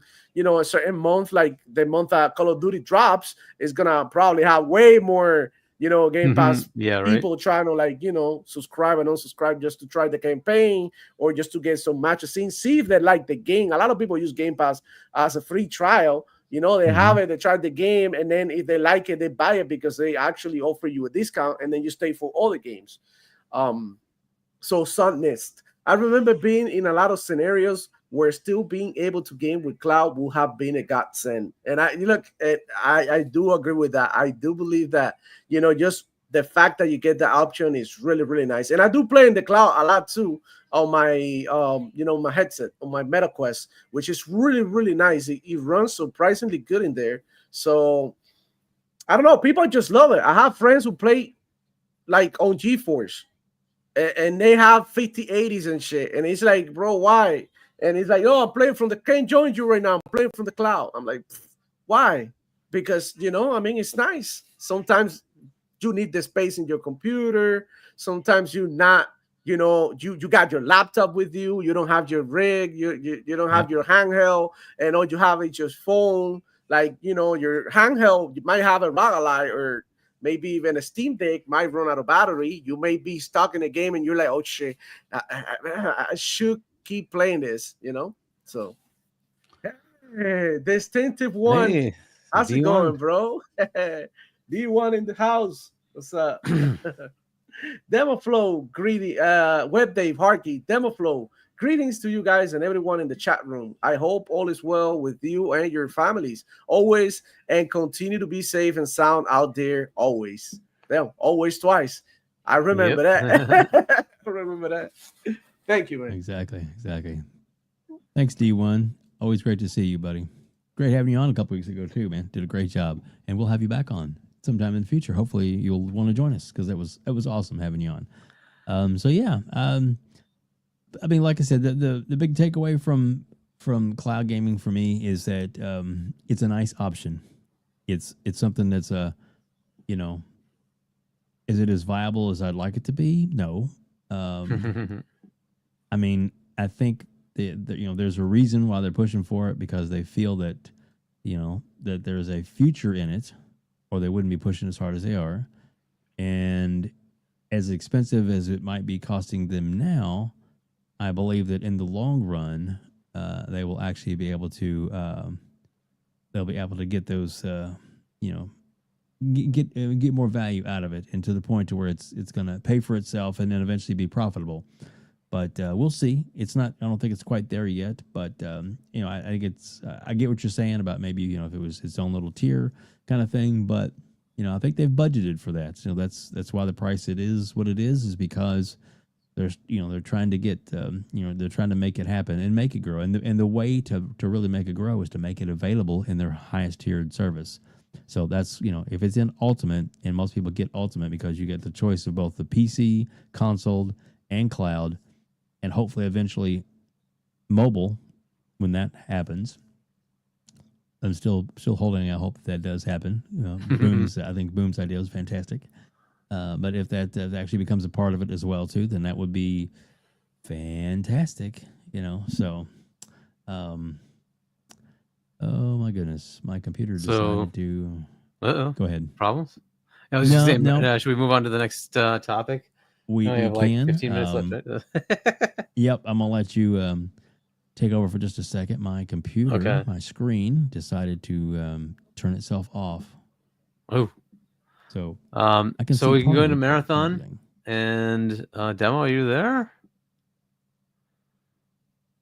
If he's not, then we'll just do switch. Oh, yeah, baby crying in the back.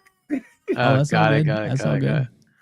All right, so I'll start it off. Marathon had an alpha sort of thing. I don't know if it's beta, but basically they have a test going on right now. So people have been able to actually play it. And then they opened it up. I think it's now available to more people.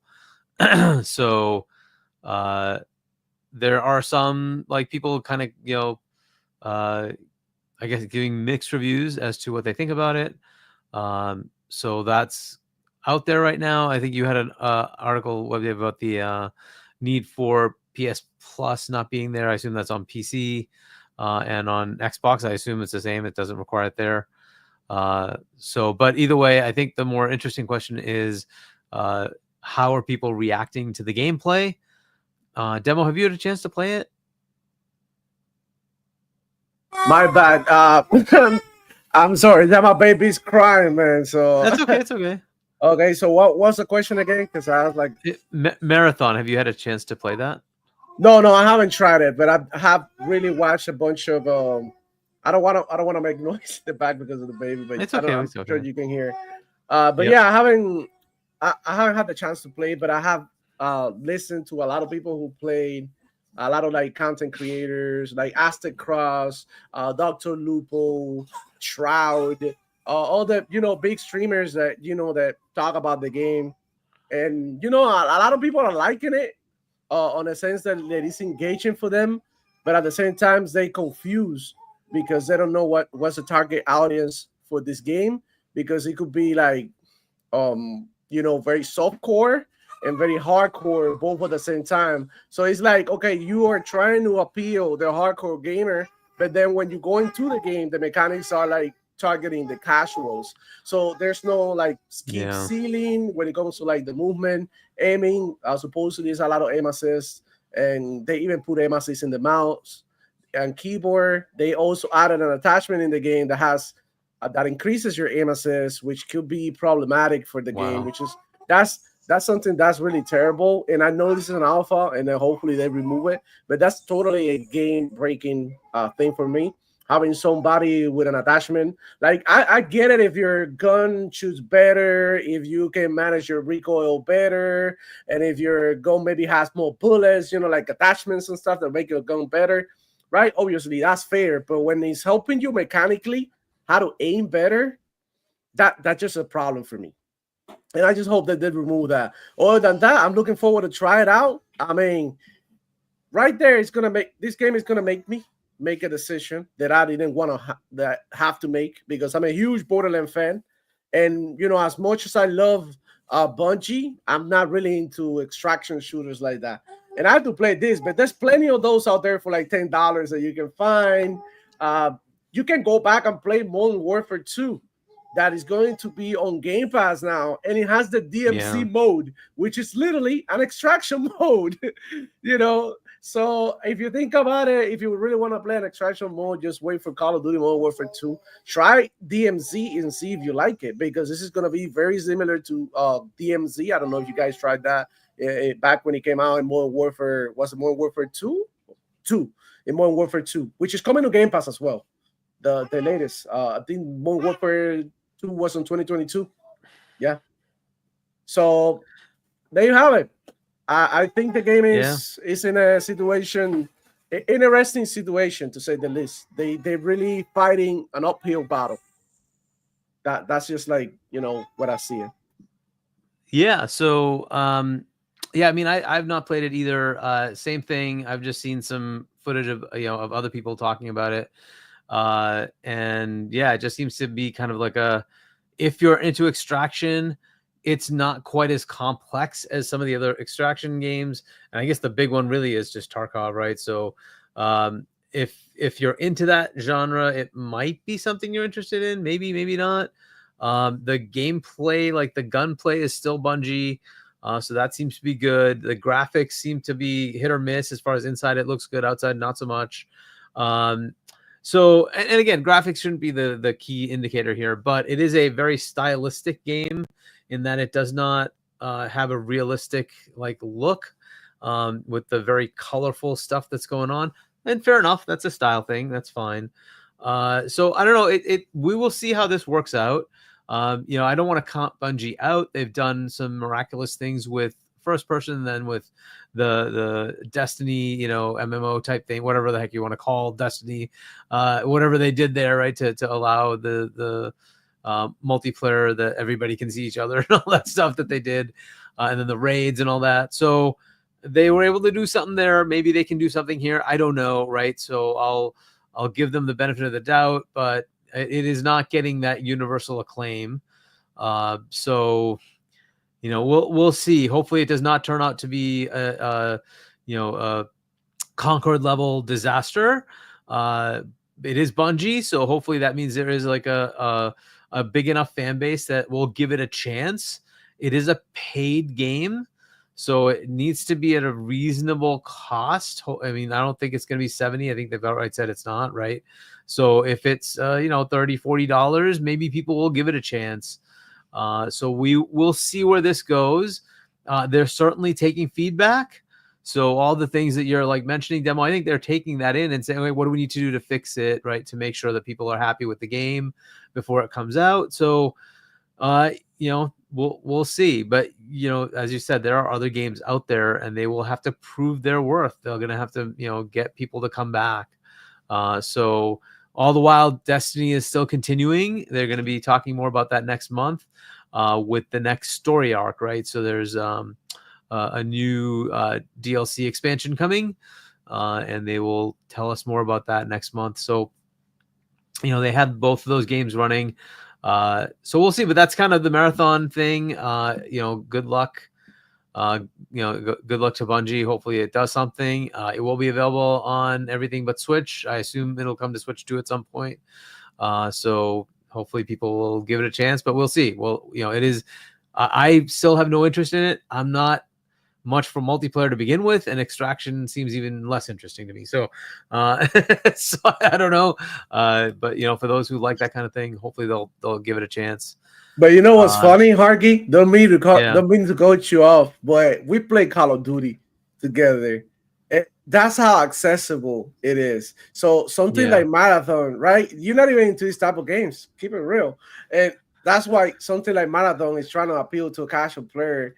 And look, he's failing to appeal to you, which you are. It's like Call of Duty type player. Yeah. Now I will buy Call of Duty only because it was the campaign, right? They don't have a campaign here. They don't even have a campaign. Yeah. So I would have Call of Duty and I would do the multiplayer. But for me now it's even easier because it's a bloody in Game Pass. I just download it. It doesn't even matter. I just play it, and I can do that on PC or a console. It doesn't even matter, right? So question: this is going to be a cost, and it's like, well, am I going to pay this? You raised an interesting question. Would you buy it if it had a campaign? Let's say you had like a 6 to 8 hour campaign. Would you buy it? Possibly, right? It just depends Right. on. So here's the thing. I gave them 2 chances with Destiny. Right? Halo 1, 2, 3, Halo Reach, ODST, unbelievable. Fantastic games, right? Now you get to Destiny 1. And I was very let down by the campaign of Destiny 1. Destiny 2 is a bit better. But again, I never had that same feel, right? When you played as Master Chief, you had a feel of like the weight of the world, and you had like this, I don't know, like you felt like a badass that like mattered. And I just didn't have that same feel. It just felt like I'm some drone, and it did not have that same like appeal, right? And like, if you're in the game for the protagonist, it just doesn't emotionally connect with you. And I just did not have that same thing yet, and maybe that's some of the storytelling people that were doing it in the Halo era are gone or whatever. I don't know what it is, but it just didn't have that same like hook, right? When you have a game where the protagonist just makes you feel like you're feeling their emotions, you're feeling the weight of the whatever's happening, right? That it makes it more compelling. And I just did not feel that, right? Maybe it's also like the music, it just did not, like Halo is just so like and you just like feel, you're like there, you're like, yes. And like, it feels different. And it is what it is. I don't know. There's just something that really fell off. I was so disappointed. Now I hear the DLC is good, but I'm like, dude, I gave you my $70. I don't care at this point. Or $60. I think they were both $60, right? I gave you my money. You did not hook me. Go away. And so now I have to think twice about it. If Marathon even came with a story, right, an actual campaign, I'd have to go through the reviews and say, is this something like Destiny or is this something like Halo? Am I going to feel the need to actually want to play this, or am I just going to like drone along and like feel like, yeah, whatever. Right. And if it's, yeah, whatever, then I'm like, yeah, I'll skip. Because again, I have so many games, dude. Like I have so many other games I could go play. Like you have to earn my time now. Sadly, that's just the way it is. You want me to pay for it, you got to earn my time. And like, that's just, if it's in Game Pass, I'll give it a chance. I don't care. It's fine. I'll just download it and try it. But yeah. But if it's not in Game Pass, like, dude, I don't care. $40, $50, $60, $70, fine. I could pay the money. It's just, am I going to spend the time on something that I don't care about? And if I'm going to waste $70 and I play it for an hour and I'm like, I hate this, like, what?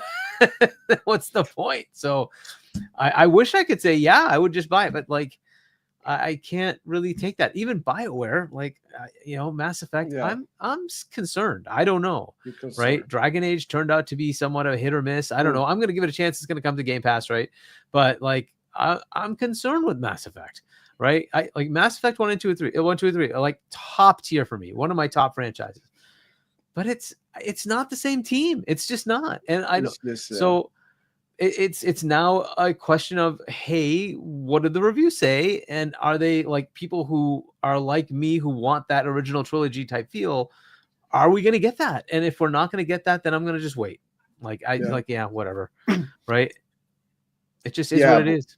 Hargee, I think you're asking a lot from the new Mass Effect, and I'm gonna tell you why. Because he had an original trilogy with Commander Shepard, which is a very, very memorable character. It's like, it's like another Master Chief. That's what I mean, right? You get the hook of like, oh, I'm this guy. I'm gonna be going and doing this for the universe. I'm gonna save everybody. Like, yes, okay, well, the galaxy, but you get my point. Like, that's the thing, right? And it's like, you need to connect. Do I get the same feel?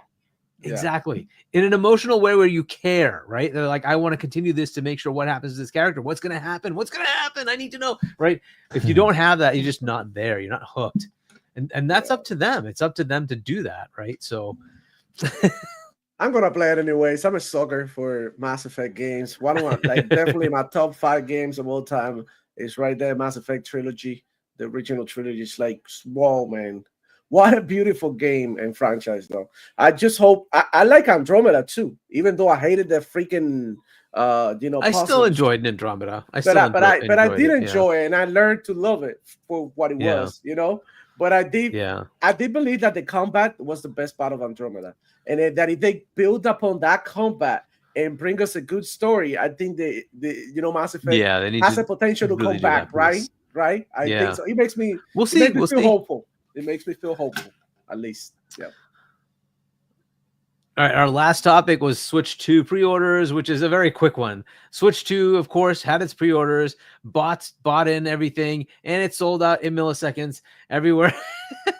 No one cares. But some of the retailers have had subsequent reopenings of the pre-orders, so you can keep looking for them. Hopefully, there'll be more and more supply available. But yeah, it basically sold out immediately. It was quite bad with GameStop. GameStop really had a bad like online pre-order. It basically was there for like 2 milliseconds and then it was gone. So it was just bad. The other ones had a little bit better, but it was also pretty bad. But for all those who thought maybe people wouldn't buy it, it's awesome. It is selling like hotcakes. So that is definitely not an issue. But anyways, for those who wanted to get it, hopefully you got a pre-order in. If not, then keep looking. They'll eventually have more pre-orders available over time.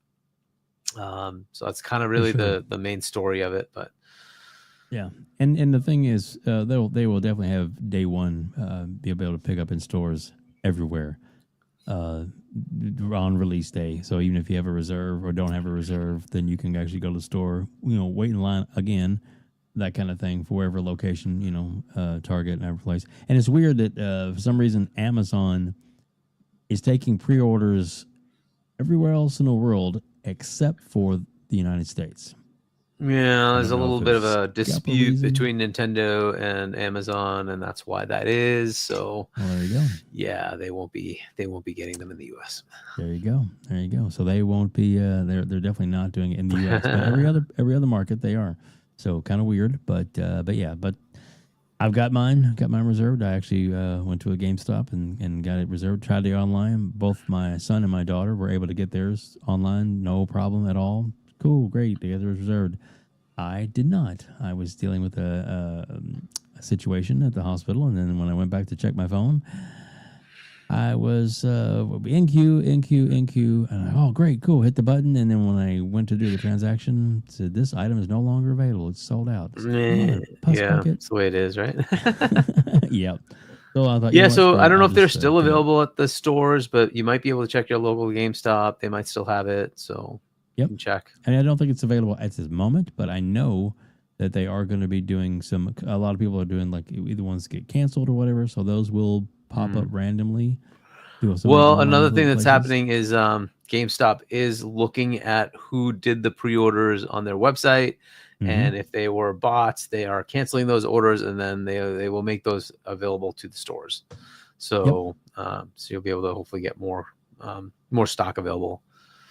Yep. So and that's a good thing. So or is anybody else besides me on this panel interested in getting the?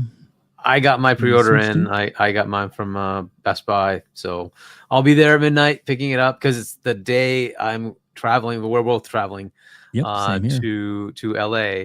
So I think my flight's at like at 11:45 or 12 in the afternoon, something like that. So at midnight, I'll go pick it up. Yep. Head on over. I got the carry case for it as well, so that I can put it in that and shove it in my my laptop bag, right? Yep, exactly. Yeah, no, I did mine was picking up the midnight release at the GameStop here locally, so they're having a midnight release pickup as it were. So I'll be picking mine up then, and then coming home, sleeping for a couple hours, and then getting on a plane. My plane leaves at 7:30 in the morning. Oh wow! Yep. Yeah, I have a little bit more I'll time. be in LA by 12:30. So there you go. Cool. We'll catch up. We'll definitely catch up Thursday night. We'll try to hang out with people and whoever actually ends up showing up. So Yep. Speaking of which, should we get into the demo, last thing here? Right? Demo, are you getting the system? Not getting the system, and it's because I literally had no time to finish the Xbox games and PC games that I have on Steam and everything. So, I don't know. I would have to like go so out of my way to play Nintendo games that is not really worth it to me. Now, would I love to have one? Yeah, like if you want to send me one, send it to me. But I mean, going out of my way to buy one of these, I don't think so. Maybe later in the generation. But I got one question though. I'm curious to see how this is going to sell here in the US compared to other countries, because I do believe that the price on this here in the United States is going to make the difference. A lot of people are really turned off by the price. And I have a friend that lives in Chile, and he told me that it was close to $700 to get a Nintendo Switch. Yeah, I mean the price is high everywhere, right? So this is the price. $450 is the price, and that price, whatever it translates to everywhere else, that's what you're paying, right? So it's not like there was any. So this is it's probably the cheapest to get it outside of Japan. Yes. So it is what it is, but yeah, the price it's different, but again, it's reasonable for what it's giving you. So I'm not overly concerned about that. The only price that bugged me was the whole Mario Kart. Yeah, the games. $80, that's bullshit. At the end of the day, the console, you're only gonna get it once, right? Yeah. But if every game is like $80 and $90 for and the accessories, $90, and they're gonna get me for a controller. Yeah, they're gonna get me because you know that they're gonna do that when Mario 3D and Zelda come out. It's gonna be $80, $100, whatever. They're gonna charge. They already told you it's variable pricing, right? So you can just take the hint right there. Yep, it's gonna be, and they're gonna get me because I'm gonna buy those games stupidly. But it is what it is. They're gonna get me. They're gonna get us. For sure. Weird. That's crazy. Weird. Yes. Yep, for sure. So as you were saying, I mean, I just want to make sure that we got Demo's input on that. But let's do the final topic, and it's going to be. It's a short one. Essentially, as we all know, we used to have FanFest.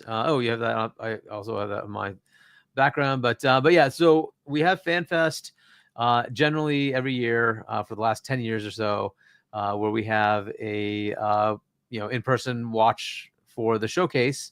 That is not happening this year. However, a couple of us in the community have decided, hey, we're going to go figure out a way to make that happen. So we are doing it. So we have a venue. We are working through some of the logistics. There's going to be an open raffle. We'll get back to you guys as to how that'll all work. We're not ready yet for that piece. But yeah, we are going to do a watch party. It's going to be a smaller event because we just didn't have enough time to really do a full thing.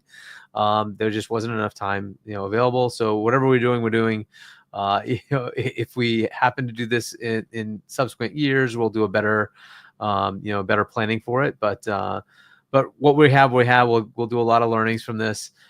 It will be free as far as we can tell so far. That's what we're planning to do, but we don't know. Right. We'll get to that.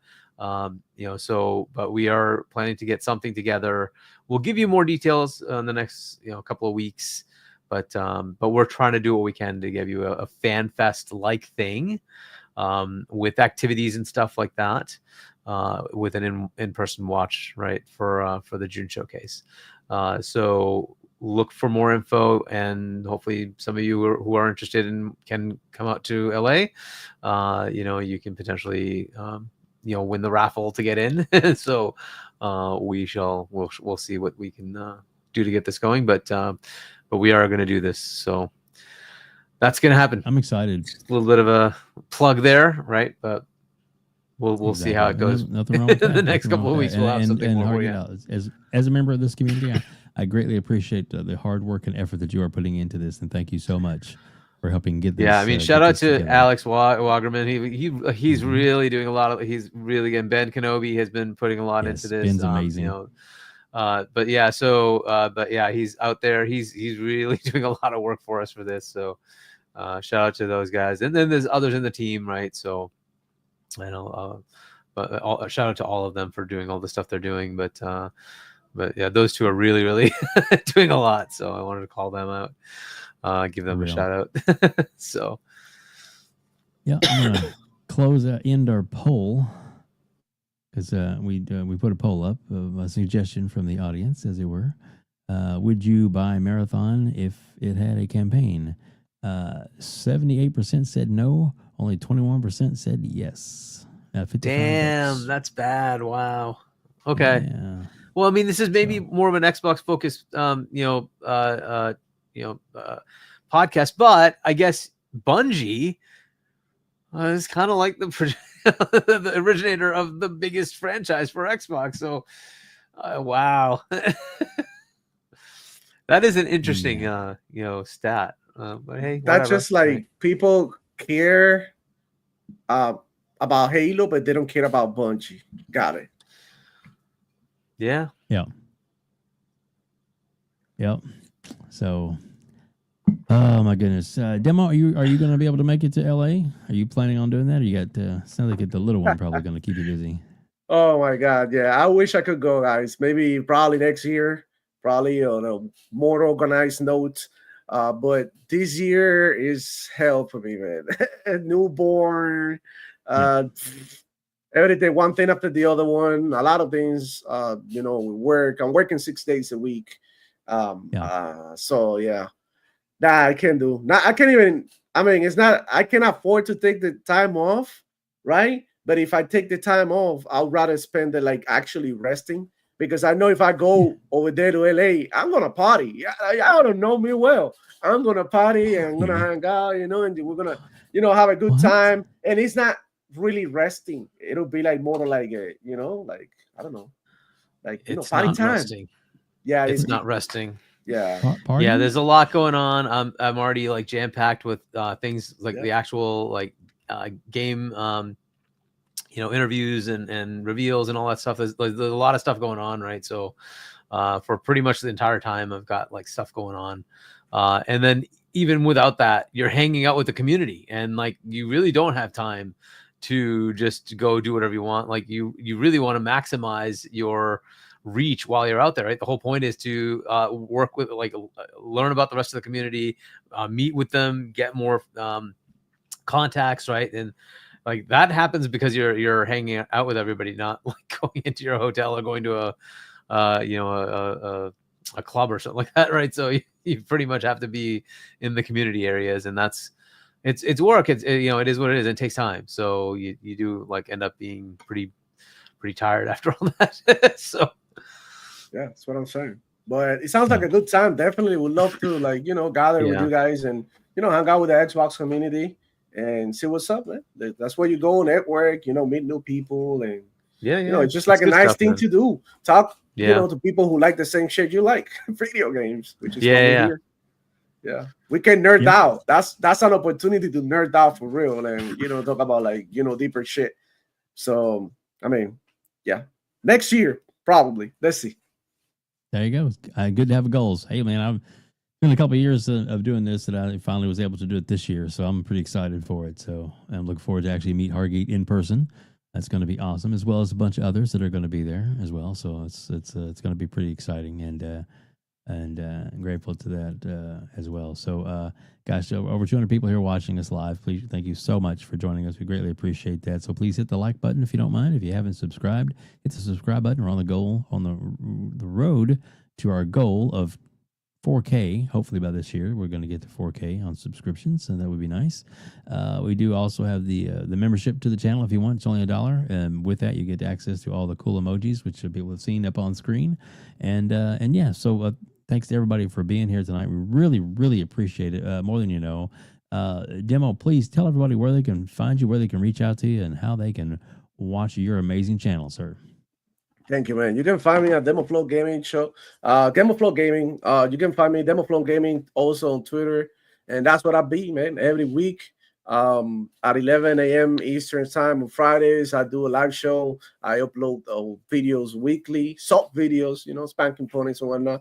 And on Friday night, it's with Simone and Duro and Hargeet as well. The night shift on Point for Gamers. Just having a great time overall, enjoying my gaming. I wish I had more time, honestly, because it's been really, really hard to, make time and play games like I used to. I used to put like 10 hours a day, playing before, like during the weekend. Now I'm reduced to like 3-4 whatever the hell I manage because I have more responsibilities. So it's just like, painful to see everybody playing and I'm watching here in the sidelines. It just sucks. So hopefully I can get more time to play and manage my schedule, because I think this is more like a problem that I have, right? Like managing my own schedule and being more productive. So I mean, let's see what can I do. But yeah, that's where you can find me. Thank you everybody for coming through. Hit the like button and subscribe. Y'all already know what to do. Take it easy. Pleasure. Exactly. Pleasure being Yeah, here. well, thanks again, man. I really appreciate you jumping on tonight. It's always good to have you on. You are up and comer, as it were, in the community, and your takes are very, very good. I really enjoy it a lot, and your work is amazing. So there's kudos to that, and of course, the legend, my favorite Jedi in the world, Hargeet Chani. Hargeet, please tell everybody where they can reach out to you, where they can find you, and all the wonderful things you have in store for them, especially your book. Yeah. If you want to pick up my book, Emergence, since we were talking about Mass Effect, a very Mass Effect-y like story, shop.johnny.us. This image, by the way, is from there. This is the main ship that you're on. Anyway, my channel, if you want to subscribe, Hargeet Chani 1 on YouTube. I'll be on with Boom on Wednesday. I still don't know if that partner preview is happening anytime soon, or if it's just not happening at all. But that could be happening maybe this coming week or something like that. We'll see. But yeah, so we'll see Wednesday, 7 p.m. US Eastern Time, Double Barrel Gaming. And then as Demo was mentioning on Friday, assuming we're on track, 8 p.m.-ish on Friday night, that 8 p.m. US Eastern Time on Point for Gamers. And then we'll be back next week with Fonz and you, right, 7 p.m. US Eastern on Saturday with Fonz Gaming, WEBDAVE here for the Gamers Council, or Outbreak Gamers. Yes, it's the Gamers Council. Sorry about that. On Sunday. So we'll see what's going on next week. Hopefully there'll be more fun news. We'll see. It's been eventful the whole time, right? There's all sorts of things going on. We get Towerborn coming up, and we'll see what we get after that. So was there any more? I don't think I missed it. I don't think we missed anything. I think we got everything. I think we got everything. Wanted to make sure before we bowed out on that. So yeah.